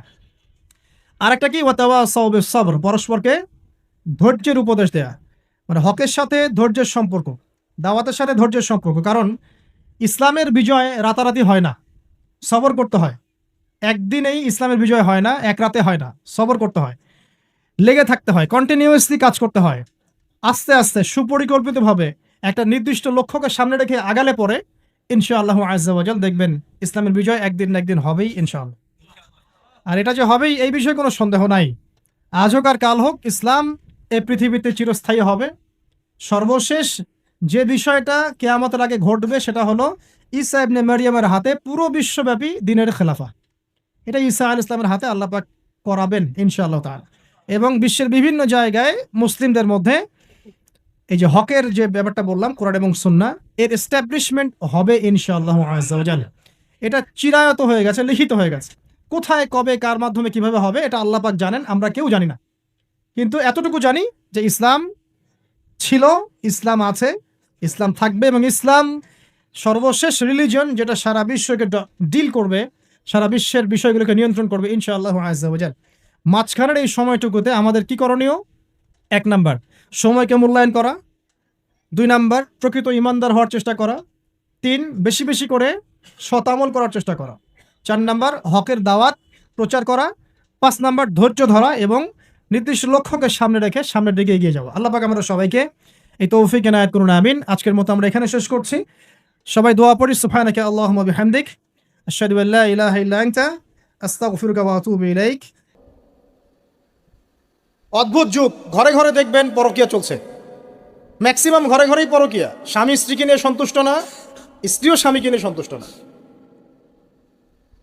আগে যেমন ডায়মন্ড খুঁজে পাওয়াটা খুব রেয়ার একটা ব্যাপার ছিল, এখন একটা কুমারী মেয়ে খুঁজে পাওয়াটা রেয়ার ব্যাপার হয়ে গেছে। বিয়ে তো করেন নাই, করতে যান সামনে। আর যারা করেছেন তারা তো আমার কথা বুঝবেন যে কারেন্ট জালেও যে জাটকা ধরা পড়তো, এখন আপনি ওই কি বলবো পবিত্রতার জাল দিয়ে সার্চ করেন, দেখেন কয়টা কুমারী মেয়ে খুঁজে পান। স্কুল কলেজের মেয়েরাও এখন কুমারী নাই, স্কুল কলেজের মেয়েরাও এখন কুমারী নাই, অনেকেই নাই, ইল্লা মাশাআল্লাহ। পরিবারের লোকজন জানেও এগুলা, এটাই স্বাভাবিক। এখন গত লেকচারে কিছু কথা বলছিলাম যে মিডিয়ার মধ্য দিয়ে এমন একটা ট্রেন্ড চালু করা হয়েছে যে আস্তে আস্তে পাপগুলোকে স্বাভাবিক করে ফেলা হয়েছে। সুদ খায় মানুষ, কোনো ফিলিংস নাই, মনে করে স্বাভাবিক, সবাই খায় আমিও খাই, এ যুগে না খেলে চলে নাকি। ঘুষ নেয় মানুষ, বলে স্বাভাবিক, ঘুষ ছাড়া কি চাকরি হয়? Normal trend. দুর্নীতি মানুষ করে, স্বাভাবিক, নর্মাল, ও তো করে, আমি করি তো কি হচ্ছে, আমার বড়জনও তো করে। সেই বড়জন বলছে আমি করি তো কি হচ্ছে, তার বড়জনও তো করে। এই করতে করতে টপ টু বটম সব দুর্নীতিবাজ, স্বাভাবিক, নর্মাল, আমরা মেনে নিয়েছি। এভাবেই চলছে। যুবকরা স্মোক করে, মাদক সেবন করে, নর্মাল, সব যুবকই তো করে। কলেজ ইউনিভার্সিটিতে আমি করলে কি সমস্যা? জিনা, সবাই তো যাচ্ছে পতিতালয়, তা আমি গেলে কি সমস্যা? সবাই অ্যাফেয়ার করছে হারাম, তা আমার একটা গার্লফ্রেন্ড থাকলে কি সমস্যা? এভরিবডি হারামগুলোকে আমরা মেনে নিয়েছি এবং মিডিয়ার মধ্যে দিয়ে ট্রেন্ডটা চালু করা হয়েছে যেগুলো নর্মাল।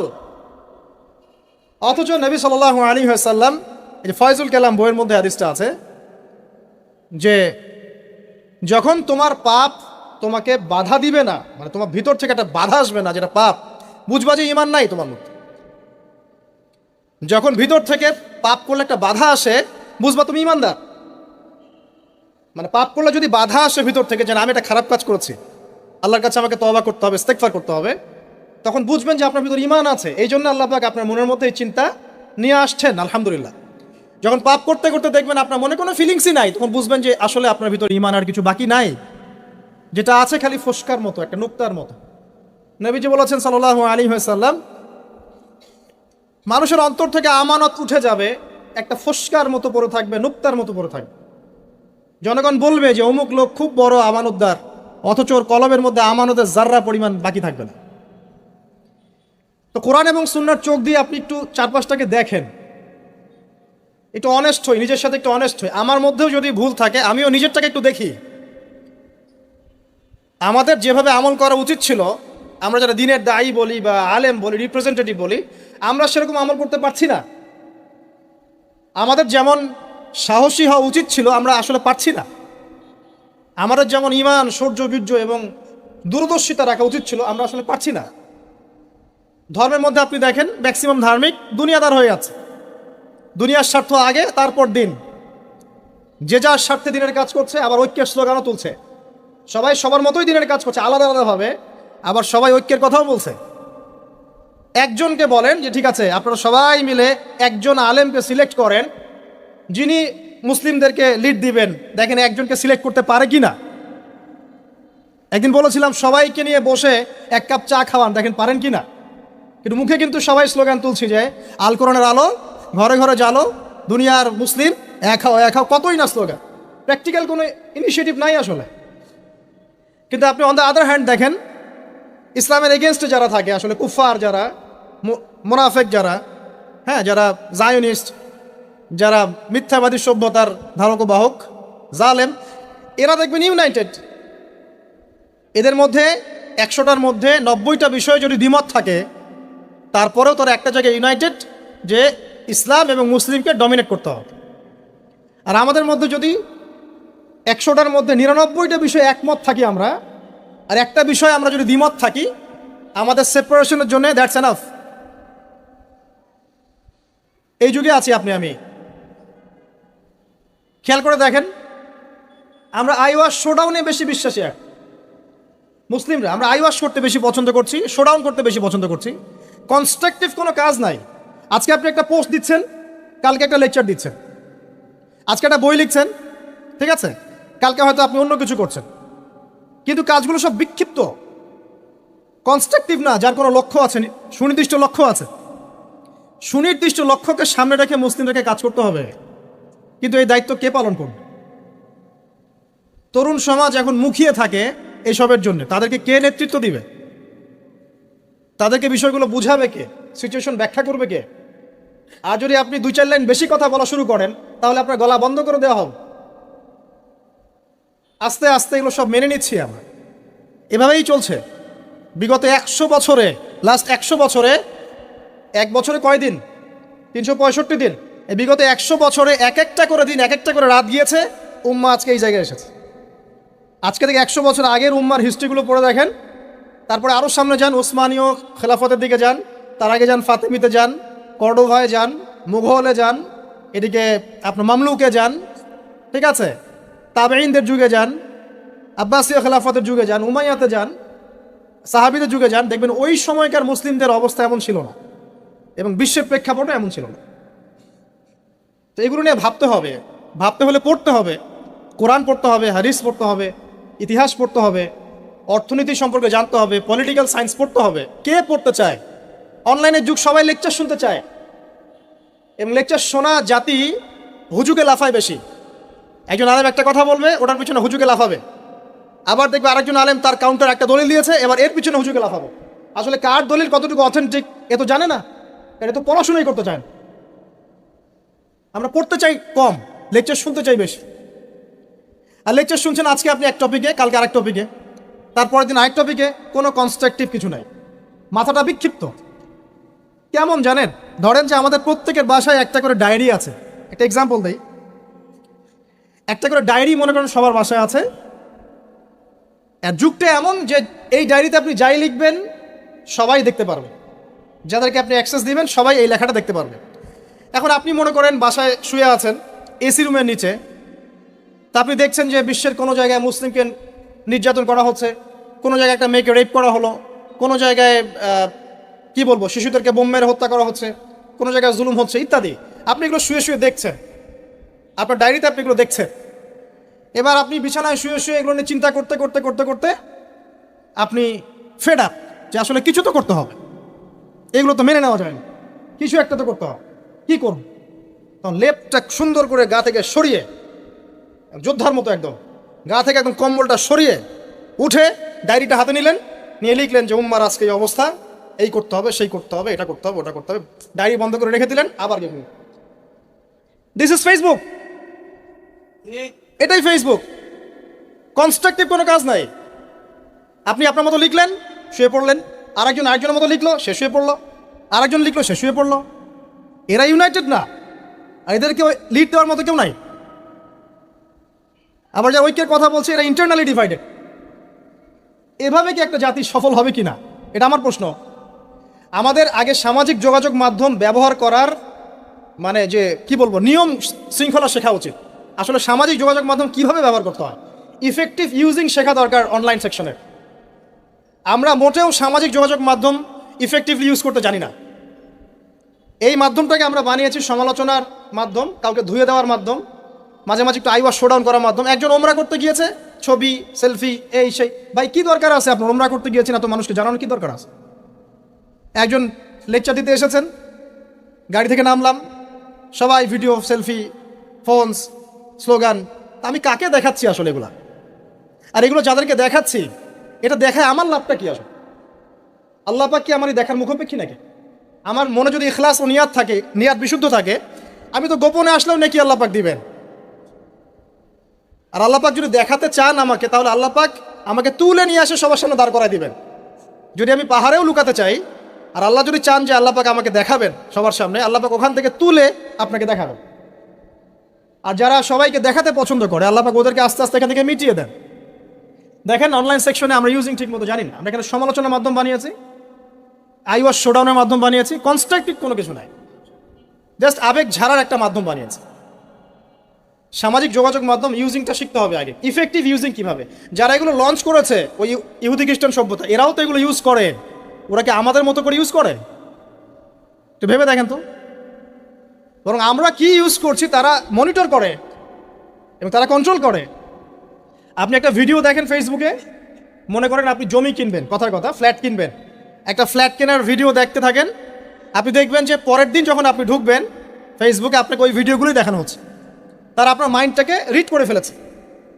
আপনি যদি স্পোর্টস দেখেন, আজকে খেলা আছে না বাংলাদেশের আফগানিস্তানের, এখানে একটা কথা বলেই দিই, এই যে মিডিয়া, আপনারা জানেন যে আমি খেলার সাথে ছিলাম একসময়। বাংলাদেশ টিমে যে প্লেয়াররা আছেন তারা কিন্তু মাশাআল্লাহ অনেকেই বেশিরভাগই নামাজি, মাশাআল্লাহ। এটা কি জানেন? আমরা দোয়া করি আল্লাহ পাক তাদেরকে হেদায়েত দান করুক এবং তাদের এই অর্থ সম্পদ বা যে আল্লাহ পাক স্ট্যাটাস দিয়েছেন এটাকে ইসলামের কল্যাণে কাজে লাগানোর তৌফিক দান করুন। দেখেন আফগানিস্তান শ্রীলঙ্কাকে হারিয়েছে এবং ডিফিটটা খুব ম্যাসিভ ডিফিট ছিল। এখন মিডিয়ার ভাইব দেখেন, মিডিয়া পারবে কি বাংলাদেশ আফগানিস্তানকে হারাতে? সাকিব কি এটা করতে পারবে? অমুক কি এটা পারবে? লিটন দাস তো আজকে ইনজুরিতে পড়েছে, কিভাবে ওপেনিং হবে? মানে মিডিয়া হারা দিচ্ছে বাংলাদেশকে আগে, বাংলাদেশ হারার আগেই মিডিয়াকে হারাই দিচ্ছে। দেখেন মিডিয়া ভাইব বলে একটা কথা আছে। তুরস্ক এদিকে কি নাম, না তুরস্কের সাথে একজনের চলছে কনফ্লিক্ট, গ্রিসের সাথে, রাইট। আর ওইদিকে রাশিয়া ইউক্রেন, এদিকে তাইওয়ান চীন। যুদ্ধ কিন্তু লাগে নাই, মিডিয়া লাগাই দিবে আগে, যুদ্ধ লাগার আগে এরাই লাগাই দিবে। মানে কাজ নাই, সারাদিন খেয়ে দে অহেতুক কিছু বিষয় নিয়ে পড়ে থাকি। একটা ঘটনা ঘটার আগে আমরা এমনভাবে এটাকে ভাইব তৈরি করি, এটাই হচ্ছে আপনার মাইন্ড প্রোগ্রামিং। ঠিক এইভাবেই পশ্চিমারা এইসব মাধ্যমগুলো দিয়ে আমাদের মাইন্ড প্রোগ্রামিং করছে। তো দেখেন আমাদের ইফেক্টিভ ইউজিং শেখা দরকার, আইওয়াশ শোনানোর দরকার নাই। তো এই যুগে আপনি ওই ডায়েরিতে লিখে কাজ হবে না। এই যুগে কনস্ট্রাকটিভ কাজ করতে হবে, যেমনটা কাজ করছে ইসলামের বিরোধী শক্তিরা। জায়নিস্টরা কি এভাবে কাজ করছে, না মাঠে ময়দানে কাজ করছে? ওরা মিডিয়াকে কাজে লাগায় ঠিকই, কিন্তু ওদের স্বার্থে কাজে লাগে। ওরা মিডিয়া ওদের মতো করে কন্ট্রোল করে, ওদের মতো করে নিউজ করে। যখন ওরা সারা বিশ্বে ছড়িয়ে দিল যে মুসলিমরা সন্ত্রাসী এবং মুসলিমরা জঙ্গি, সবাই দাড়ি টুপি দেখলে বাঁকা চোখে তাকানো শুরু করে, এ মনে হয় জঙ্গি, এ মনে হয় জঙ্গি, ওই বোরখার নিচে মনে হয় বোমা আছে ইত্যাদি। এই ভাইভটাকে তৈরি করলো বিবিসি, CNN। হ্যাঁ, ওরাই তৈরি করলো এই মিডিয়া ভাইভটাকে তৈরি করলো পশ্চিমারা। কোনোদিন কি কোনো মুসলিমকে আল্লাহ পাক অনুমতি দিয়েছেন যে সে মানে একটা নিরপরাধ মানুষকে হত্যা করবে? এই অনুমতিকে আল্লাহ পাক দিয়েছেন? অথচ ওরা এমনভাবে ফুটিয়ে তুলছে যে মুসলিমরা মনে হয় নিরপরাধ মানুষকে হত্যা করে, এরা মনে হয় সন্ত্রাসী, বোমাবাজি করে ইত্যাদি। মিডিয়া ভাইভ, ওরা ওদের স্বার্থে মিডিয়া ইউজ করছে। এই যুগে আপনি আমি থাকি, তাহলে কতটা স্মার্ট হয়ে দিনের কাজ করা উচিত সেটা বোঝাও আমাদের। দেখবেন অফলাইনে মাঠ পর্যায়ে দিনের কাজ বেদিনেরা তাদের কাজ করছে, যারা বেদিন তারা ওদের কাজ ঠিকই করছে। আমরা এরকম একটা যুগে বাস করছি। তো এইসব ডায়েরিতে, ভার্চুয়াল ডায়েরিতে যুদ্ধ করে কোনো কাজ নাই। প্র্যাকটিক্যালি পড়াশোনা শিখতে হবে, আগে ইলম অর্জন করতে হবে, আলেম ওলামার কাছে আসতে হবে, তাদের সোহবতে এসে দিন শিখতে হবে এবং আমলটা বাড়াতে হবে, তাজকিয়া আত্মশুদ্ধি বাড়াতে হবে, মানে ভিতরের আত্মশুদ্ধিটা বাড়াতে হবে, হালাল উপার্জনের দিকে ফোকাস করতে হবে। মুসলিম উম্মার মধ্যে কোনো বিভক্তি ছড়ানো যাবে না। ইউনাইটেড করতে পারি না পারি, বিভক্তি ছড়ানো যাবে না। যে ইস্যুগুলো মাইনর, এগুলো নিয়ে এত বেশি ঝগড়া করা যাবে না, ফাসাদ ক্রিয়েট করা যাবে না। এছাড়া আপনার পরিবারের যে আদর্শ, এটাকে শক্ত করতে হবে, বাচ্চাদেরকে মানুষ করতে হবে, সন্ততিকে মানুষ করতে হবে, কনস্ট্রাকটিভ কাজ করতে হবে। এডুকেশনাল ইনস্টিটিউশন করে তোলেন, শিক্ষা প্রতিষ্ঠান করে তোলেন, সমাজ কল্যাণমূলক কোনো ফাউন্ডেশন করেন, মানবতার সেবায় কাজ করেন, দেশকে ভালো কিছু দেন, রাষ্ট্রকে ভালো কিছু দেন, ভালো করে পড়াশোনা করে রাষ্ট্রীয় বড় বড় পদে চাকরি করেন। যত বেশি ভালো মানুষ সেখানে যাবে, আশা করা যায় তত দুর্নীতি কমে যাবে ইনশাআল্লাহ। এখান থেকে সরে আসার দরকার নাই, বরং আপনি আরও বেশি করে পড়াশোনা করেন, বিসিএস ক্যাডার হন, বড় বড় পোস্টে যান, সততা নিয়ে, ইমান নিয়ে এমপি মন্ত্রী হন, হয়ে দেশ শাসন করেন, কনস্ট্রাকটিভ কাজ করেন। আমি বুঝাতে চাচ্ছি যে আমরা এমন একটা যুগে আছি যে আমরা কাজের চেয়ে আইওয়াস, শোডাউন এবং অপরিপক্কতায় বেশি পারদর্শী। আমাদেরকে একটু পরিপক্কতা প্রদর্শন করতে হবে এবং আগে যুগটাকে রিড করতে হবে। তো রিড করার বিষয়ে আপনাকে বলছিলাম যে এমন একটা যুগে আপনি আছেন, ধর্মের মধ্যে এরকম কলিউশন আছে এবং এটা আমরা মেনেও নিচ্ছি স্বাভাবিকভাবে। ব্যক্তি জীবনে আসেন, দেখুন ব্যক্তি জীবনের মধ্যে দিনদারিতা কমে যাচ্ছে, যুবকরা মাশাআল্লাহ আল্লাহ দিকে আসছে, কিন্তু অনেকের মধ্যে কমেও যাচ্ছে। ব্যক্তিগত জীবনে গিয়ে দেখেন যে দিনের জ্ঞান অর্জনকে খুব একটা পরোয়া করছে না, আমলটাকে গুরুত্ব দিচ্ছে ঠিকই, কিন্তু দিনের জ্ঞান অর্জনকে খুব একটা পরোয়া করছে না, হালাল হারাম মেনে চলার ব্যাপারটা পরোয়া করছে না। ঠিক আছে, তারপরে গিয়ে দেখবেন ফ্যামিলিতে গিয়ে দেখবেন ফ্যামিলির মধ্যে বন্ডিংসগুলো কমে যাচ্ছে। ফ্যামিলির মধ্যে যে বন্ডগুলো আগে ছিল শক্ত, এগুলো আস্তে আস্তে কমে যাচ্ছে। ভাইয়ে ভাইয়ে দ্বন্দ্ব, বাবায় সন্তানে দ্বন্দ্ব, মায়ের সন্তানে দ্বন্দ্ব, বোনে মনে দ্বন্দ্ব, স্বামী স্ত্রীতে বিচ্ছেদ, সন্তানরা মানুষ হচ্ছে বাবা মা ছাড়াই। এই যে সামাজিক গঠন একক যেটাকে আমরা বলি পরিবার, এর বন্ডিংসগুলো ভেঙে যাচ্ছে এবং এটাকে আমরা নর্মাল মনে করছি। এখন সোশ্যালি দেখেন, প্রতিবেশীর খোঁজখবর নেওয়ার প্রয়োজন মানুষ মনে করছে না। এখন সমাজের মানুষের পাশে দাঁড়ানোর কথা বলেন, একে অপরের সহযোগিতার কথা বলেন, একটু সহ্য করা বা ছাড় দেওয়ার মানসিকতার কথা বলেন, কেউ ছাড় দিতে চায় না। ছাড় দেওয়ার কোনো মানসিকতা নেই। কে কাকে ডিঙ্গিয়ে সামনে যাবে, কে কার ক্ষতি করে উপরে উঠবে, এগুলো আমাদের ট্রেন্ড হয়ে গেছে। ইকোনমিক লাইফে গিয়ে দেখেন হালাল হারামের কেউ পরোয়া করছে না, ঘুষ, দুর্নীতি, সুদ এগুলো নর্মাল। পলিটিক্যাল লাইফে গিয়ে দেখেন আল্লাহ পাকের জমিনে আল্লাহ পাক তাকে দায়িত্ব দিয়েছেন, সে আল্লাহর মানে হুকুম আহকামের 5 পয়সা পরোয়া করেন। আল্লাহ পাকের জমিনে আল্লাহ পাক তাকে দায়িত্ব দিয়েছেন, কিন্তু সে দেখবেন আল্লাহ পাকের বিধানের 5 পয়সা পরোয়া করছেন, অথচ আল্লাহ পাকই তাকে দায়িত্ব দিয়েছেন। আপনি আগে চারপাশ চিনতে শেখেন, পরিবার দেখেন, আপনার ব্যক্তি জীবনটা দেখেন, ধর্ম দেখেন, অর্থনীতি, রাজনীতি দেখেন। কোন চোখ দিয়ে দেখবেন? কোরআন এবং হাদিসের চোখ দিয়ে দেখেন। তারপরে দেখবেন আসলে কোনো কিছুই ঠিক চলছে না, না হলে আপনার কাছে মনে হবে সব ঠিক চলছে। কোরআন সুন্নাহর চোখ দিয়ে দেখেন, আসলে কোনো কিছুই পারফেক্ট চলছে না। এখন ক্ষুদ্র পরিসরে আপনার আমার করণীয় বাকি আছে। কি করতে পারে? প্রথম কথা হচ্ছে আমাদেরকে আগে তওবা করতে হবে আল্লাহর কাছে। আমরা প্রত্যেকে যখন আল্লাহর কাছে খালেসভাবে তওবা করব যে আল্লাহ পাক যে উদ্দেশ্যে পৃথিবীতে পাঠিয়েছিলেন সেই উদ্দেশ্য কতটুকু করতে পারছি আমরা জানি না। আল্লাহ আপনি আমাদেরকে মাফ করে দেন এবং এই সমকালীন ফিতনাময় পরিবেশ থেকে আমাদেরকে বাঁচান। আগে তওবা করতে হবে। মানে আমরা এতটা পাপে ডুবে গেছি এখন, আমাদের দোয়া কিন্তু মনে হয় না কবুল হচ্ছে। হ্যাঁ, আমরা কি কম দোয়া করি? আমরা কিন্তু প্রচুর দোয়া করি। ওয়াজ মাহফিলের শেষে করি, ফরজ নামাজের পরে করি, দোকান উদ্বোধন করতে গেলে করি, কোনো কোনো সময় মাশাআল্লাহ দেখা যায় স্ট্যাচু উদ্বোধন করতে গিয়েও দোয়া করি। আমরা দোয়া করতেই থাকি, কিন্তু দোয়া কতটুকু কবুল হয় আল্লাহ ভালো জানে। কবুল না হওয়ার একটা অন্যতম কারণ হচ্ছে পাপ। যখন আমরা পাপে লিপ্ত থাকবো, দোয়া কিন্তু খুব একটা কবুল হয় না। ইল্লা মাশাআল্লাহ, আল্লাহ পাক চাইলে করতে পারেন, কিন্তু পাপে নিমজ্জিত থাকা অবস্থায় আল্লাহ পাক রাগান্বিত থাকেন। যতক্ষণ তওবা করছে ততক্ষণ দোয়া কবুল হচ্ছে না। আগে তওবা করে ফিরে আসতে হয়। তারপর কি করতে পারি? আগে আমাদের ওই যে বললাম একটা কনস্ট্রাকটিভ লক্ষ্য থাকতে হবে যে আমরা কি চাচ্ছি। আসলে আমরা কি চাচ্ছি ভাই? দুনিয়াতে এসেছি, যে কয়দিন হায়াত আছে আল্লাহ পাকের হুকুম আহকাম পালন করব, মৃত্যুবরণ করব, জান্নাতে যেতে চাই। এই তো এই চাওয়াটা হচ্ছে এভারেজ মুসলিমদের চাওয়া। এভারেজ মুসলিম মানে নর্মাল যারা মুসলিম তারা সবাই এভাবেই চায়। এর বাইরে গিয়েও কিছু চাওয়া শিখতে হবে যে আমি একাই শুধু জান্নাতে গিয়ে বাঁচতে চাই না, বরং আমার পরিবার সমাজটাকে নিয়ে বাঁচতে চাই। এটা এক্সট্রা অর্ডিনারি মুসলিমদের কাজ। যারা এভারেজ মুসলিম তারা শুধু নিজেকে নিয়েই ব্যস্ত থাকে, আর যারা এক্সট্রা অর্ডিনারি মুসলিম তারা সবাইকে নিয়ে চিন্তা করে। এবং যাদের হাত দিয়ে সমাজ বিপ্লব ঘটেছে বা উম্মাহ ভালো কিছু পেয়েছে, তারা কখনো নিজের স্বার্থ নিয়ে পড়ে থাকে না। তো আমাদেরকে এভারেজ মুসলিম হলে চলবে না, একটু এক্সট্রা অর্ডিনারি কিছু চিন্তা করতে হবে, লক্ষ্যটা স্থির করতে হবে আগে। 1 নম্বর তওবা, 2 নম্বর লক্ষ্য স্থির করা, 3 নম্বর নিজের জীবনের মূল্য বোঝা। আল্লাহ পাক যে আমাদেরকে 60, 70, 100 বছরের হায়াত দিয়েছেন, এর মূল্যটা তো বুঝতে হবে।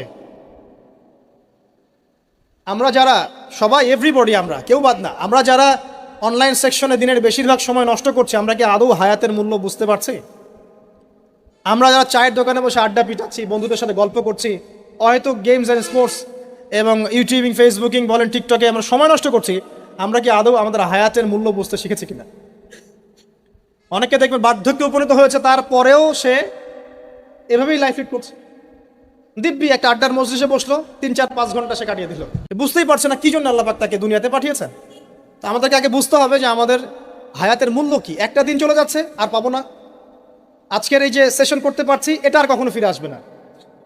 যদি এখান থেকে উপকৃত হতে পারি আলহামদুলিল্লাহ, না পারলে এই সুযোগটা আল্লাহ পাক আর দিচ্ছেন না। এই দিন চলে গেল, সূর্য ডুবে গেছে, ওভার, টাইম শেষ।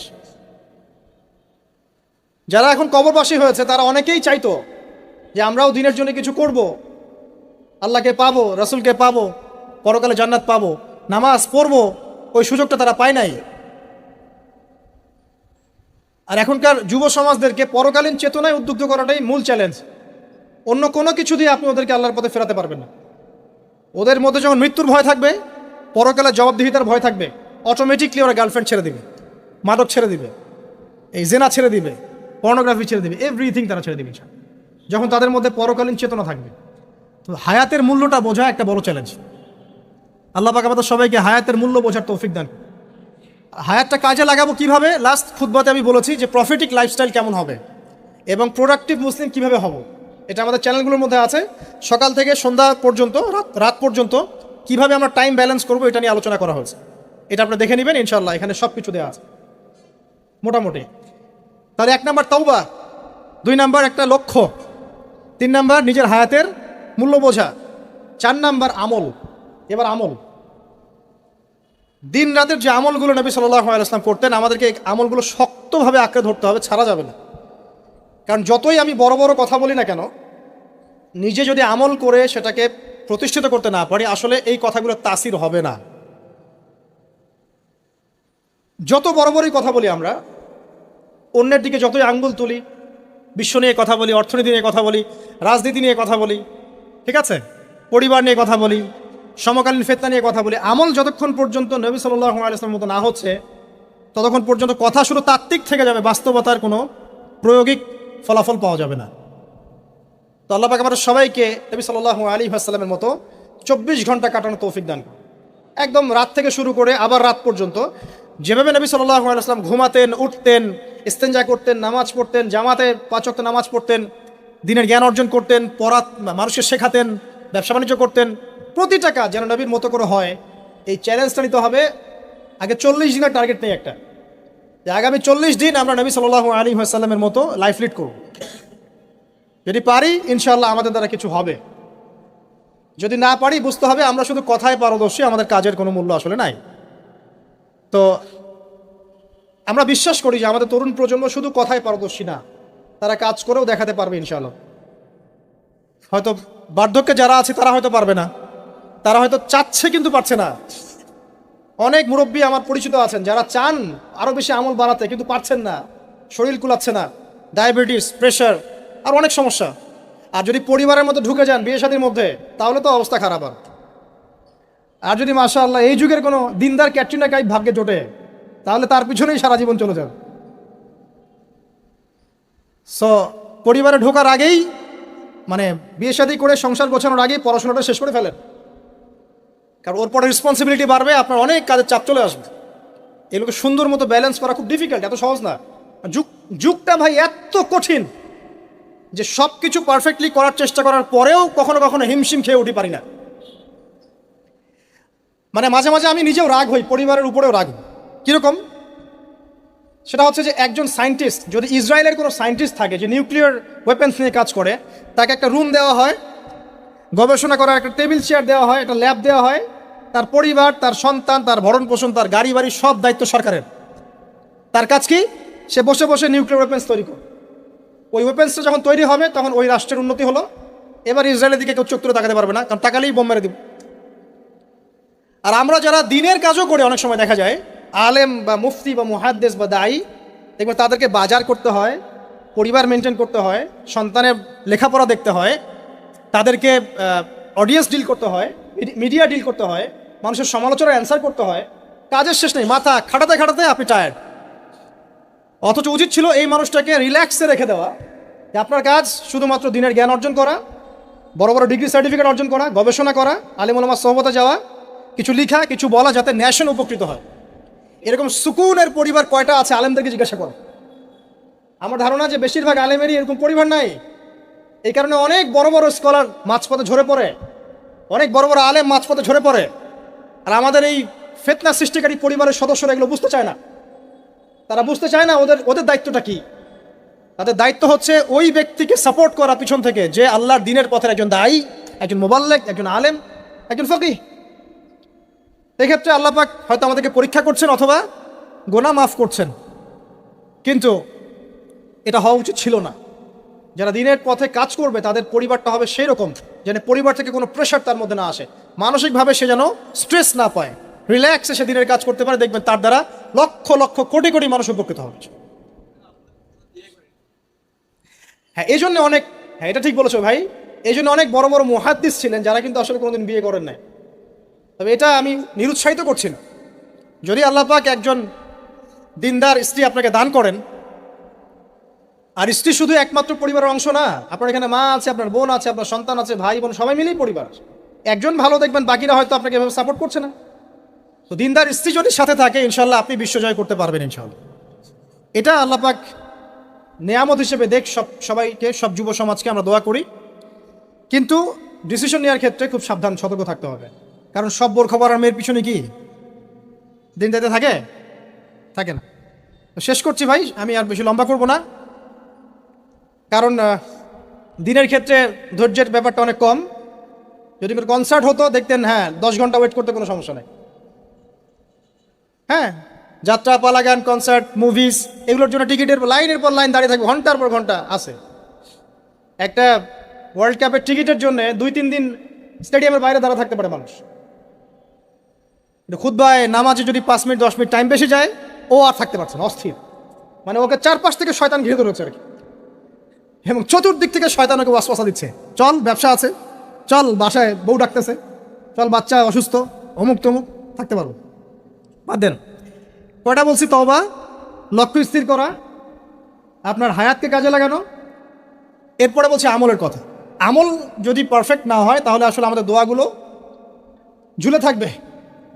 আমল বেশি বেশি করলে ইনশাআল্লাহ তাআলা আল্লাহ পাকের নৈকট্য অর্জন করা যাবে, আল্লাহ পাকের মারিফত অর্জন করা যাবে ইনশাআল্লাহ। তখন সেই ব্যক্তির দ্বারা দিনের অনেক বড় বড় খেদমত হওয়া সম্ভব ইনশাআল্লাহ তাআলা। আল্লাহ পাক তৌফিক দান করুন। আর আমলের জন্য একটাই মানে নাসিহা আমার, সেটা হলো রাসূল সাল্লাল্লাহু আলাইহি ওয়াসাল্লামের 24 ঘন্টার যে দিন রাত, এই স্টাইলে আমাদেরকে রুটিন করতে হবে। ঘুম, খাওয়া, লেখাপড়া করা, দাওয়াতি কাজ সব কিছু একদম ওই রুটিন ওয়াইজ। ইনশাআল্লাহ তাআলা দেখবেন আপনার জীবনে বরকত হচ্ছে ইনশাআল্লাহ তাআলা। আমি এমনও সালাফের কথা পড়েছি, আমি নাম এই মুহূর্তে ভুলে গেছি, তিনি যখন দার্স দিয়ে বাসায় ঢুকতেন, এত ব্যস্ত থাকতেন দিনী কাজে, দার্স দিয়ে বাসায় ঢুকতেন, যেই সময়টা তিনি ইস্তেঞ্জা করছেন বাথরুমে, ওই সময়টা তার সন্তান তাকে পড়াশোনাতো বাইরে থেকে। উনি ইস্তেঞ্জা করতে করতে শুনছেন যে তার সন্তান ঠিক করছে কিনা। এইভাবে তারা টাইম ব্যালেন্স করতেন। তো এই যুগে কি এটা সম্ভব হচ্ছে আমাদের পক্ষে? বিভিন্ন ফিতনা চারপাশে, অতএব শক্ত হতে হবে, দিনের ব্যাপারে শক্ত হতে হবে। আল্লাহ পাক তৌফিক দান করুন। 5 নাম্বার হচ্ছে হালাল উপার্জন। যখন আপনি উপার্জনের দিকে যাবেন, ছোট একটা জব করেন, গভর্নমেন্ট জব হোক, নন গভর্নমেন্ট জব হোক, ব্যবসা হোক, কৃষিকাজ হোক, আপনি হালালে থাকার চেষ্টা করুন। হারাম রিজিকের অনেক প্রলোভন সামনে থাকবে, হারামে যাবেন না, ইনশাআল্লাহ তাআলা দেখবেন আল্লাহ রাব্বুল আলামিন আপনার অল্প রিজিকে বরকত দিবেন ইনশাআল্লাহ। দুনিয়াতে সন্তুষ্ট থাকা শিখতে হয়। অসন্তুষ্ট থাকলে আপনি কখনোই সন্তুষ্ট হতে পারবেন না। আজকে একতলা বাড়ি আছে, কালকে 2 তলা চাবেন। আজকে একটা গাড়ি আছে, কালকে আরেকটা চাবেন। এই চাহিদার কোনো শেষ হবে না। কিন্তু হালাল রিজিকে সন্তুষ্ট থাকলে ইনশাআল্লাহ আল্লাহ পাক এখানেই বরকত দিবে ইনশাআল্লাহ। আল্লাহ পাক আমাদের সবাইকে হালাল রিজিকের ব্যবস্থা করে দিন এবং আল্লাহ যা দিয়েছেন তাতে সন্তুষ্ট থাকার তৌফিক দান।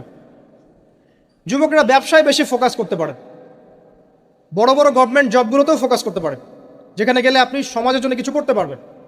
আপনারা প্রশাসনের দিকে ফোকাস করতে পারেন, সেখানে যাওয়ার চেষ্টা করেন, ইমান নিয়ে সেখানে চলার চেষ্টা করেন।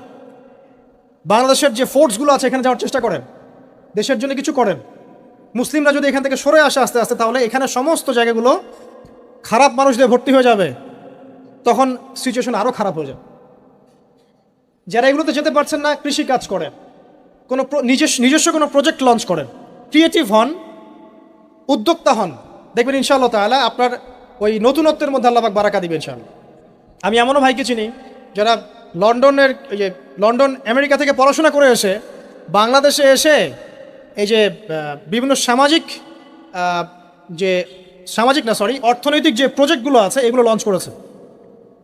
আপনার ডেইরি প্রজেক্ট করেছে, পোলট্রি করেছে, হ্যাঁ, তারপরে কাপড়ের ফেব্রিক্সের ব্যবসা করেছে, ঠিক আছে, কম্বলের প্রজেক্ট করেছে, মানে অনেক ক্রিয়েটিভ অনেক কাজ করেছে, যেগুলো কিন্তু তারা না করলেও পারতেন, বড় চাকরি তারা করতে পারতেন। ক্রিয়েটিভ কাজ করেছেন, উদ্যোক্তা হয়েছেন, আল্লাহ পাক তাদেরকে এত সচ্ছলতা দিয়েছেন মাশাআল্লাহ, তাদের কাছে মানুষ এখন ধার চাচ্ছে টাকা পয়সা। আমি এমনও মানুষকে চিনি যিনি হারাম চাকরি ছেড়ে দিয়ে শশার ব্যবসা করা শুরু করেছিলেন। হারাম চাকরিটা কিন্তু বড় চাকরি ছিল, এই চাকরি ছেড়ে দিয়ে তিনি শশার ব্যবসা করা শুরু করেছেন। এখন তিনি মানুষকে টাকা ধার দেন। আমাদের এখানে এমন একজন ভাই আছেন যিনি সুদের চাকরির সাথে সম্পৃক্ত ছিলেন। কোনো একভাবে আল্লাহ পাক তার কানে এই মেসেজ পৌঁছে দেন, এটা হারাম। তিনি 70 থেকে 80 হাজার টাকা বেতন পেতেন প্রতি মাসে।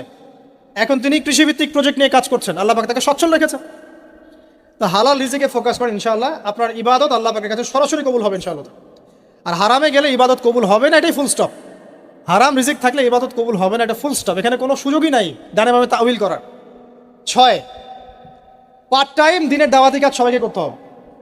ইলম অর্জন করেছি, তওবা করেছি, এখন আমল করছি, হালাল রিজিক আছে, এখন পার্ট টাইম দিনের দাওয়াতি কাজ সবাইকে করতে হবে। শুধু একজন আলেম করবেন, ফকিহ করবেন, মুহাদ্দিস মুবাল্লিগ করবেন তা নয়, সবাইকে মিনিমাম পার্ট টাইম দায়ী হতে হবে। প্রথমে আপনার পরিচিত মহলের মধ্যে, তারপরে পরিবারে, তারপরে আপনার বন্ধু মহলে। আল্লাহ পাক বলার সামর্থ্য দিলে বলবেন, সুন্দর করে লেকচার দিতে পারলে দিবেন, লিখতে পারলে লিখবেন। তবে এগুলো ওলামায়ে কেরামের সাথে পরামর্শ ভিত্তিক করলে ভুল হওয়ার সম্ভাবনা কমে আসবে ইনশাআল্লাহ। তবে ভুল হবেই, আর মানুষ ভালো মন্দ বলবেই, গীবত তোহমত অপমান করতেই থাকবে। যদি আপনি দেওবন্দ থেকে পড়ে আসেন এবং এমন একটা ফতোয়া দেন যেটা এক শ্রেণীর মানুষের কাছে মনে হচ্ছে বেদাত, আসলে ওটা বেদাত নয়, তখন সে বলবে, ওই শ্রেণীর মানুষ বলবে লোকটা দেওবন্দ থেকে পড়ে এসে বিভ্রান্ত হয়ে গেছে। যদি আপনি মদিনা থেকে পড়ে আসেন, পড়ে আসার পরে এমন একটা কথা বলেন যেটা আরেক শ্রেণীর মানুষের কাছে মনে হচ্ছে এটা ভুল, ওই শ্রেণীর মানুষ বলবে লোকটা মদিনা থেকে পড়ে এসে বিভ্রান্ত হয়ে গেছে। সমালোচনা আপনি অ্যাভয়েড করতে পারবেন না, ডিগ্রি সার্টিফিকেট দিয়েও না। সো দাওয়াতি কাজ করবেন আপনার সাধ্যমতো, পরামর্শ ভিত্তিক, তবে কারো সমালোচনায়, গীবতে, আঘাতে ভেঙে পড়বেন না। আপনি যদি আল্লাহ সন্তুষ্টির জন্য কাজ করে থাকেন, আল্লাহ পাক আপনাকে বড় করে দেবে ইনশাআল্লাহু আযজা ওয়া জাল্লা। পার্ট টাইম দাওয়াতি কাজ সবাইকে করতে হবে। আর এর মধ্যে থেকে কিছু মানুষকে আলেম হতে হবে। আলেম হয়ে উম্মার দায়িত্ব গ্রহণ করতে হবে। আল্লাহ পাক তৌফিক এনায়েত করুন, আমিন। আর দু একটা বলে শেষ করে দেই। এরপরে আপনি পরিবার গঠনের বিষয়ে যাবেন। পরিবারটা এমনভাবে গঠন করেন, এক কথায় আপনাকে হতে হবে ইব্রাহিম আলাইহিস সালামের মতো, আপনার সন্তান হবে ইসমাইল আলাইহিস সালামের মতো, এবং আপনার স্ত্রী হবে হাজারা এবং সারা আলাইহিমা সালাম তাদের মতো। এরকম যদি পরিবার হয়, ইনশাআল্লাহ তাআলা আশা করা যায় সমাজের অবস্থা আগামী 10 বছরে এমন থাকবে না, আগামী 20 বছরে এমন থাকবে না ইনশাআল্লাহ তাআলা। আর সবশেষে যে কথাটা বলবো সেটা হলো যে আমাদের সবাইকে এভারেজ চিন্তা করলে হবে না, আল্লাহ পাকের জমিনে দ্বীন ইসলাম প্রতিষ্ঠার চিন্তা থাকতে হবে। আর প্রতিষ্ঠা মানে নিরপরাধ মানুষকে বোম মেরে হত্যা করা নয়। ইসলামের দাওয়াত, তাবলীগ, প্রচার প্রসার, এই বিষয়গুলোকে ছড়িয়ে দেওয়া। এটার জন্য ইউনিটি দরকার। ইউনাইটেড প্ল্যাটফর্ম করতে পারলে খুব ভালো হয়, না পারলেও এখানে বিভক্তি বাড়াবেন না। আপনি আপনার জায়গা থেকে যতটুকু পারেন করেন, এরপর আল্লাহর কাছে ছেড়ে দেন। আল্লাহ পাকের জমিনে দ্বীনের প্রচার প্রসারের জন্য আপনি আপনার জান, মাল, সময়, আপনার শ্রম, আপনার কথা, আপনার কলম, আপনার ইনিশিয়েটিভ সব কিছু দিয়ে একটা স্ট্রাইভ করেন। ওই কাজটাই আপনার প্রজেক্ট, যেটা আপনি কালকে আমাদের মাঠে আল্লাহর সামনে দাঁড়িয়ে বলবেন, আল্লাহ আমি আমার দুনিয়ার হায়াতে তোমার দ্বীনের জন্য এতটুকু কাজ করে আসতে পেরেছি, আল্লাহ এই ওসিলায় আমাকে মাফ করে দাও। আল্লাহ রাব্বুল আলামিন আমাদের সবাইকে এই কাজগুলোর উপর আমল করার তৌফিক দান করুন, আমিন। শেষ করার আগে আমরা দোয়া করি, আল্লাহ রাব্বুল আলামিন আমাদের সবাইকে সমকালীন প্রেক্ষাপটটা বোঝার তৌফিক দান করুন, আমিন। আল্লাহ রাব্বুল আলামিন আমাদের সবাইকে চলমান ফিতনাগুলো সম্পর্কে সচেতন থাকার তৌফিক দান করুন। আল্লাহ সুবহানাহু ওয়া তাআলা আমাদের সবাইকে দ্বীনের ইলম অর্জন করার তৌফিক দান করুন, আমাদেরকে খাস তওবা করার তৌফিক দান করুন, বেশি বেশি আমল ও সালেহ করার তৌফিক দান করুন, হালাল রিজিকের ব্যবস্থা করে দিন। আল্লাহ পাক আমাদের সবাইকে আদর্শ ইসলামিক পরিবার করে দিন। আমরা দোয়া করি আমাদের সন্তান সন্ততিদেরকে আল্লাহ পাক মুসলিমের মতো মুসলিম রূপে মানুষ করার তৌফিক দান করুন, এবং উম্মার বিজয়ের জন্য আমাদেরকে আমাদের জান, মাল, সময়, শ্রম ব্যয় করে আল্লাহর পথে কাজ করার তৌফিক আল্লাহ পাক আমাদের সবাইকে দান করুন, আমিন। আপোষে গীবত, তহমত, কাদা ছোড়াছড়ি, ইখতিলাফগুলোকে আল্লাহ পাক দূর করে দিন। মুসলিম উম্মাকে এক ভেবে সবাইকে নিজের ভাই মনে করে দ্বীনের পথ চলার তৌফিক আল্লাহ পাক সবাইকে দান করুন, আমিন। উম্মার ছেলেরা এখন বলছে আল্লাহ বলতে কেউ নাই, মহাবিশ্ব সৃষ্টি হয়েছে বিগ ব্যাং থেকে, এরপরে আর কিছু না। মুহাম্মদ সাল্লাল্লাহু আলাইহি ওয়াসাল্লাম উম্মাহ এখন বলছে যে ইসলাম ওই যুগে চলতো, এই যুগে চলে না। ইসলামের প্রতিটা বিধান ফান্ডামেন্টাল মৌলবাদী তত্ত্ব, এগুলো ওই যুগে চলতো, এই যুগে চলে না। ইসলাম একটা সাম্প্রদায়িক ধর্ম, পর্দা একটা সেকেলের কথা, নারীদেরকে পিছিয়ে দিচ্ছি আমরা। মুহাম্মদ সাল্লাল্লাহু আলাইহি ওয়াসাল্লামের উম্মাহ এখন এই কথা বলছে। হয়তো এই কারণেই আল্লাহ রাব্বুল আলামিন যখন নবী সাল্লাল্লাহু আলাইহি ওয়াসাল্লামকে জিজ্ঞাসা করবেন তোমার উম্মতের এই অবস্থা কেন হয়েছিল, সূরা ফুরকান পড়ে দেখেন, নবীজি বলবেন ইন্না কওমি ইত্তাখাযু হাযাল কুরআনা মাহজুরা, হে আল্লাহ আমার কওম এই কোরআনকে অনেক দূরে পরিত্যাগ করেছে। মনে কষ্ট নিয়েন না, সমস্যা ফাইন্ড আউট করতে হয় আগে, তারপরে সলিউশন। বেশি না, আমি আপনাকে রিকোয়েস্ট করব আপনি 1400 বছরের হিস্ট্রি পড়েন, মাত্র 1400 বছর, এত বেশি সময় লাগবে না। 1400 বছরের হিস্ট্রি পড়েন, আপনি বুঝবেন একটা সিংহের মতো জাতি এখন আমরা বিড়াল হয়ে গেছে। সিংহের মতো গর্জনজিত একটা জাতি, যে একটা হুঙ্কার ছাড়লে বিশ্বের পরাশক্তি থরথর করে কেঁপে যেত, এখন পরাশক্তিরা হুঙ্কার ছাড়া আমরা থরথর করে কেঁপে যাই। বেশি না, 1400 বছরের হিস্ট্রি পড়েন। শুরু করেন নবী সাল্লাল্লাহু আলাইহি ওয়াসাল্লামের যুগ থেকে। নবী সাল্লাল্লাহু আলাইহি ওয়াসাল্লামের যুগ থেকে শুরু করেন, সেখানে গিয়ে দেখবেন ওই যুগটা ছিল জাহিলি যুগ, টোটালি জাহিলিয়া। মানে এমন কোন পাপাচার ছিল না যেটা ওই যুগে ছিল না। শিরক ছিল, মূর্তি পূজা ছিল, মাধ্যম পূজা ছিল, কবর পূজা ছিল, মৃত মানুষের পূজা ছিল, সুদ ছিল, বিকৃত ধর্ম তারা পালন করতো, বলতো ইব্রাহিমের ধর্ম পালন করছি, এই বলে বিকৃত ধর্ম পালন করত। নগ্ন হয়ে তাওয়াফ করত, তারা মনে করতো এটা হজ। তারা সুদ খেত চক্রবৃদ্ধি হারে, সুদের টাকা দিতে না পারলে মানুষকে দাস বানিয়ে ফেলত। তারা মাদক দ্রব্য সেবন করতো, ম্যাক্সিমামই মেয়েদেরকে তারা পণ্যের মতো ব্যবহার করত। কোনো কোনো ক্ষেত্রে জীবন্ত কবরও দিয়েছে কন্যা সন্তানকে। এবং সামান্য বিষয় নিয়ে আপোষে গোত্রীয় হানাহানি, মারামারি, কাটাকাটিতে লিপ্ত হতো। টোটাল জাহিলিয়াতপূর্ণ একটা সমাজ ছিল। আমি আপনাকে এখান থেকে পড়াশোনা করতে বলছি।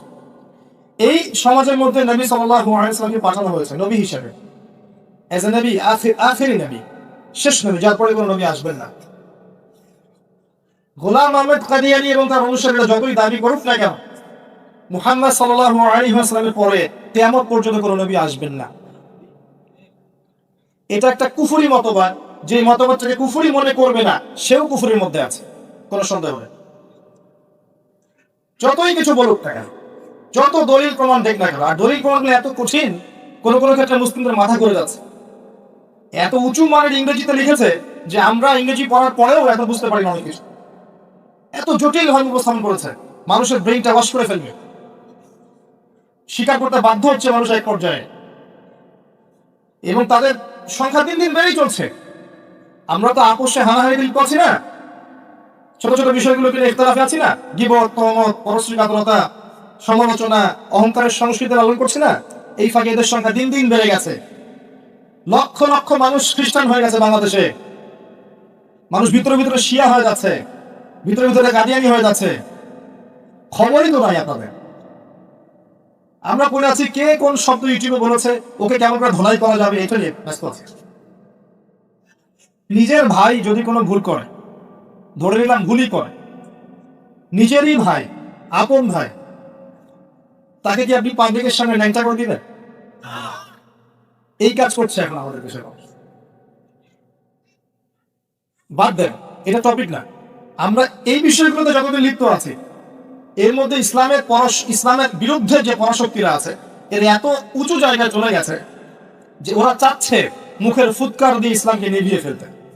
আল্লাহ পাক কোরআনে এটা বলেছে, ইউরিদুনা লিইউতফিউ নূরাল্লাহি বিআফওয়াহিহিম, তারা চায় মুখের ফুৎকার দিয়ে ইসলামকে নিভিয়ে ফেলতে। আল্লাহু ইউতিম্মু নূরাহু, কিন্তু আল্লাহ পাক তার নূরকে প্রজ্বলিত করবেন। ওয়ালাউ কারিহাল কাফিরুন, যদিও কাফেররা এটা পছন্দ করে না। হুয়াল্লাযী আরসালা রাসূলাহু বিল হুদা, তিনি সে আল্লাহ যিনি তার রাসূলকে পাঠিয়েছেন হেদায়েত সহকারে, ওয়া দীনিল হক, সত্য দিন সহকারে, ইসলাম সহকারে। কেন পাঠিয়েছেন? লিইয়ুযহিরাহু আলা দ্বীনি কুল্লি, যাতে করে আল্লাহর দ্বীন অন্য সমস্ত দ্বীনের উপর বিজয় লাভ করতে পারে, এই জন্য পাঠিয়েছেন। ঘরের কোনায় তাসবিহ দেবার জন্য দ্বীন পাঠানো হয় নাই। সমস্ত দ্বীনের উপর ইসলাম বিজয়ী হবে, আল্লাহ পাক এই জন্য দ্বীন পাঠিয়েছেন।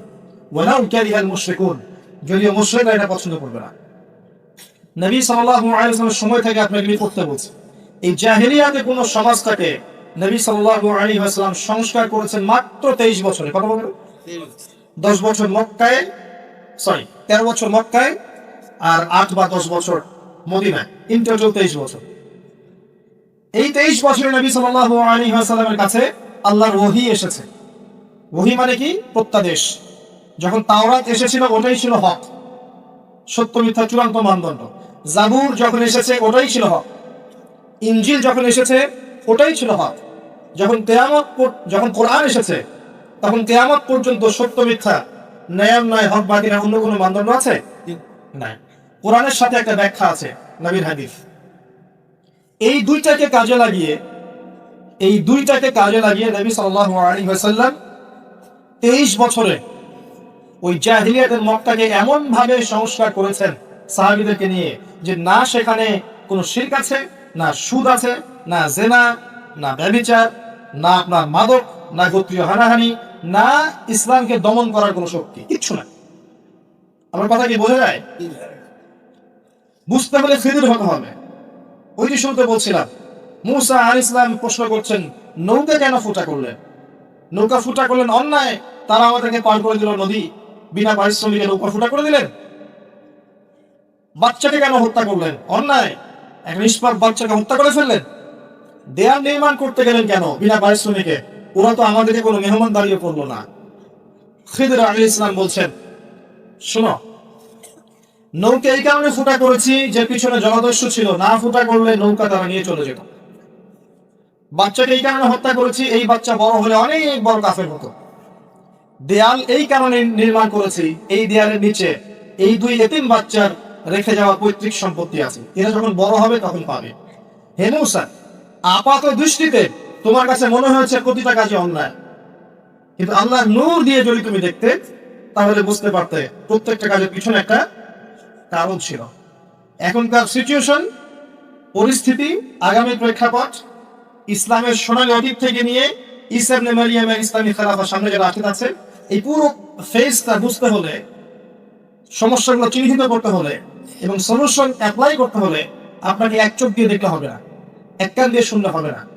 আপনার খিদির আলাইহিস সালামের মতো বাহ্যিক অভ্যন্তরীণ উভয় দৃষ্টিকে কাজে লাগিয়ে দেখতে হবে।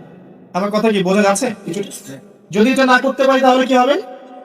সূরা আরাফ 179, ওয়ালাকাদ যারানা লিজাহান্নামা কাসীরান মিনাল জিন্নি ওয়াল ইনস। প্রচুর জিন আর মানুষকে আমি জাহান্নামে পূর্ণ করব। প্রচুর জিন আর মানুষকে দিয়ে আমি জাহান্নাম পূর্ণ করব। লাহুম কুলুবুন লা ইয়াফকাহুনা বিহা। কারণটা হচ্ছে ওদের হৃদয়ে দিয়েছিলাম, উপলব্ধি করেনি। ওয়ালাহুম আ'য়ুনুন লা ইউবসিরুনা বিহা, দু চোখ দিয়েছিলাম কখনো দেখতে চেষ্টা করেনি। ওয়ালাহুম আযানুন লা ইয়াসমাউনা বিহা, কান দিয়েছিলাম শোনেনি।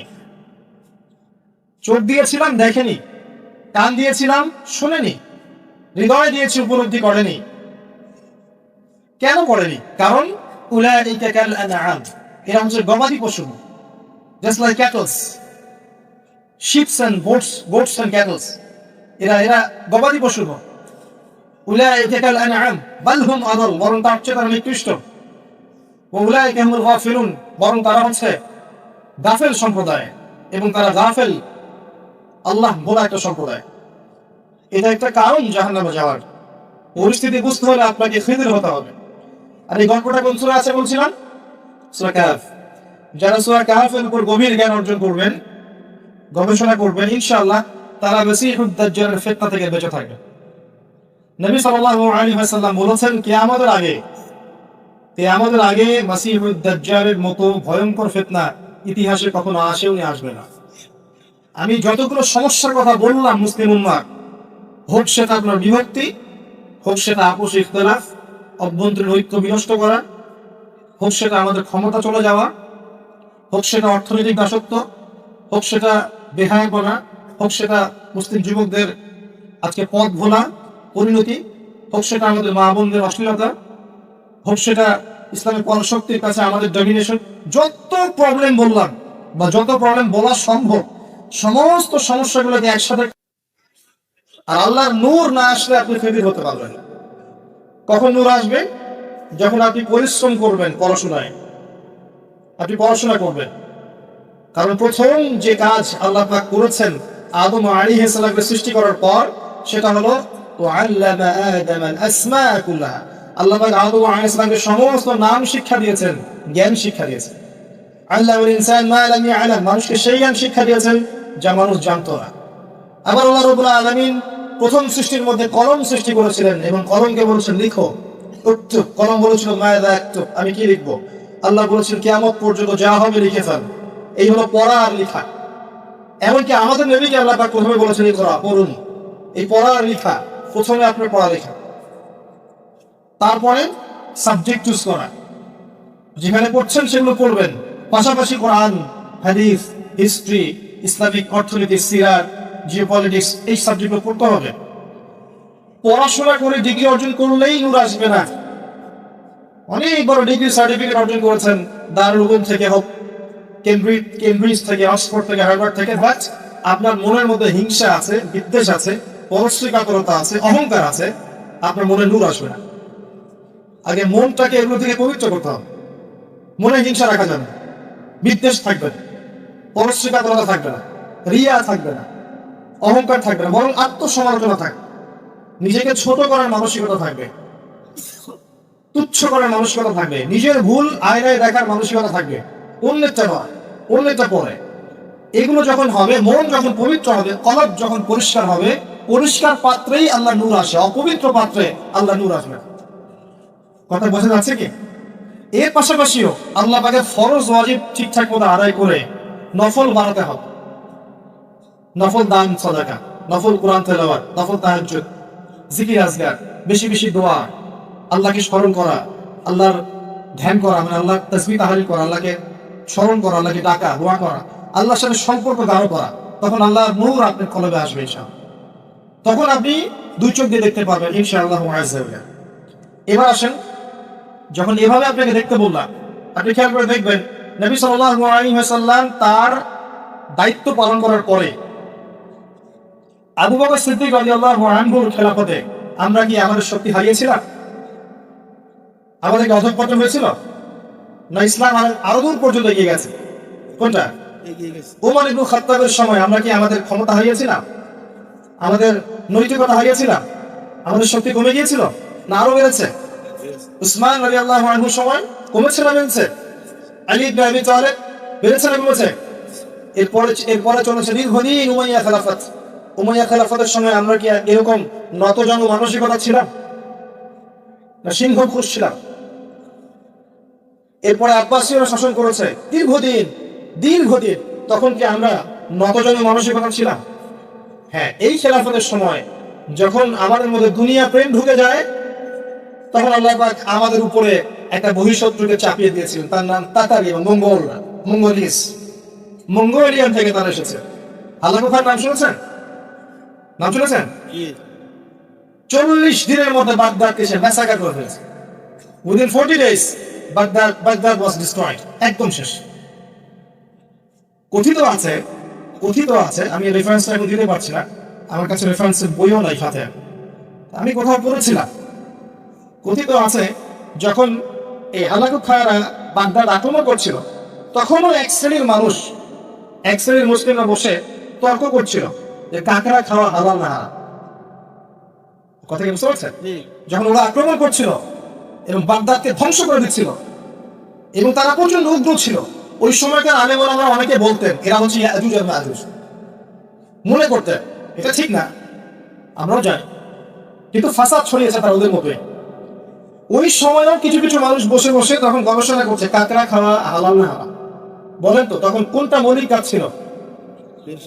তাদেরকে প্রতিহত করা, না এই মাসআলাগুলো নিয়ে ঝগড়া করা? এখন এই বিশ্বের দিকে তাকান, ওই মঙ্গোলিয়ানরা যা করছে, পশ্চিমারা কি তাই করছে না?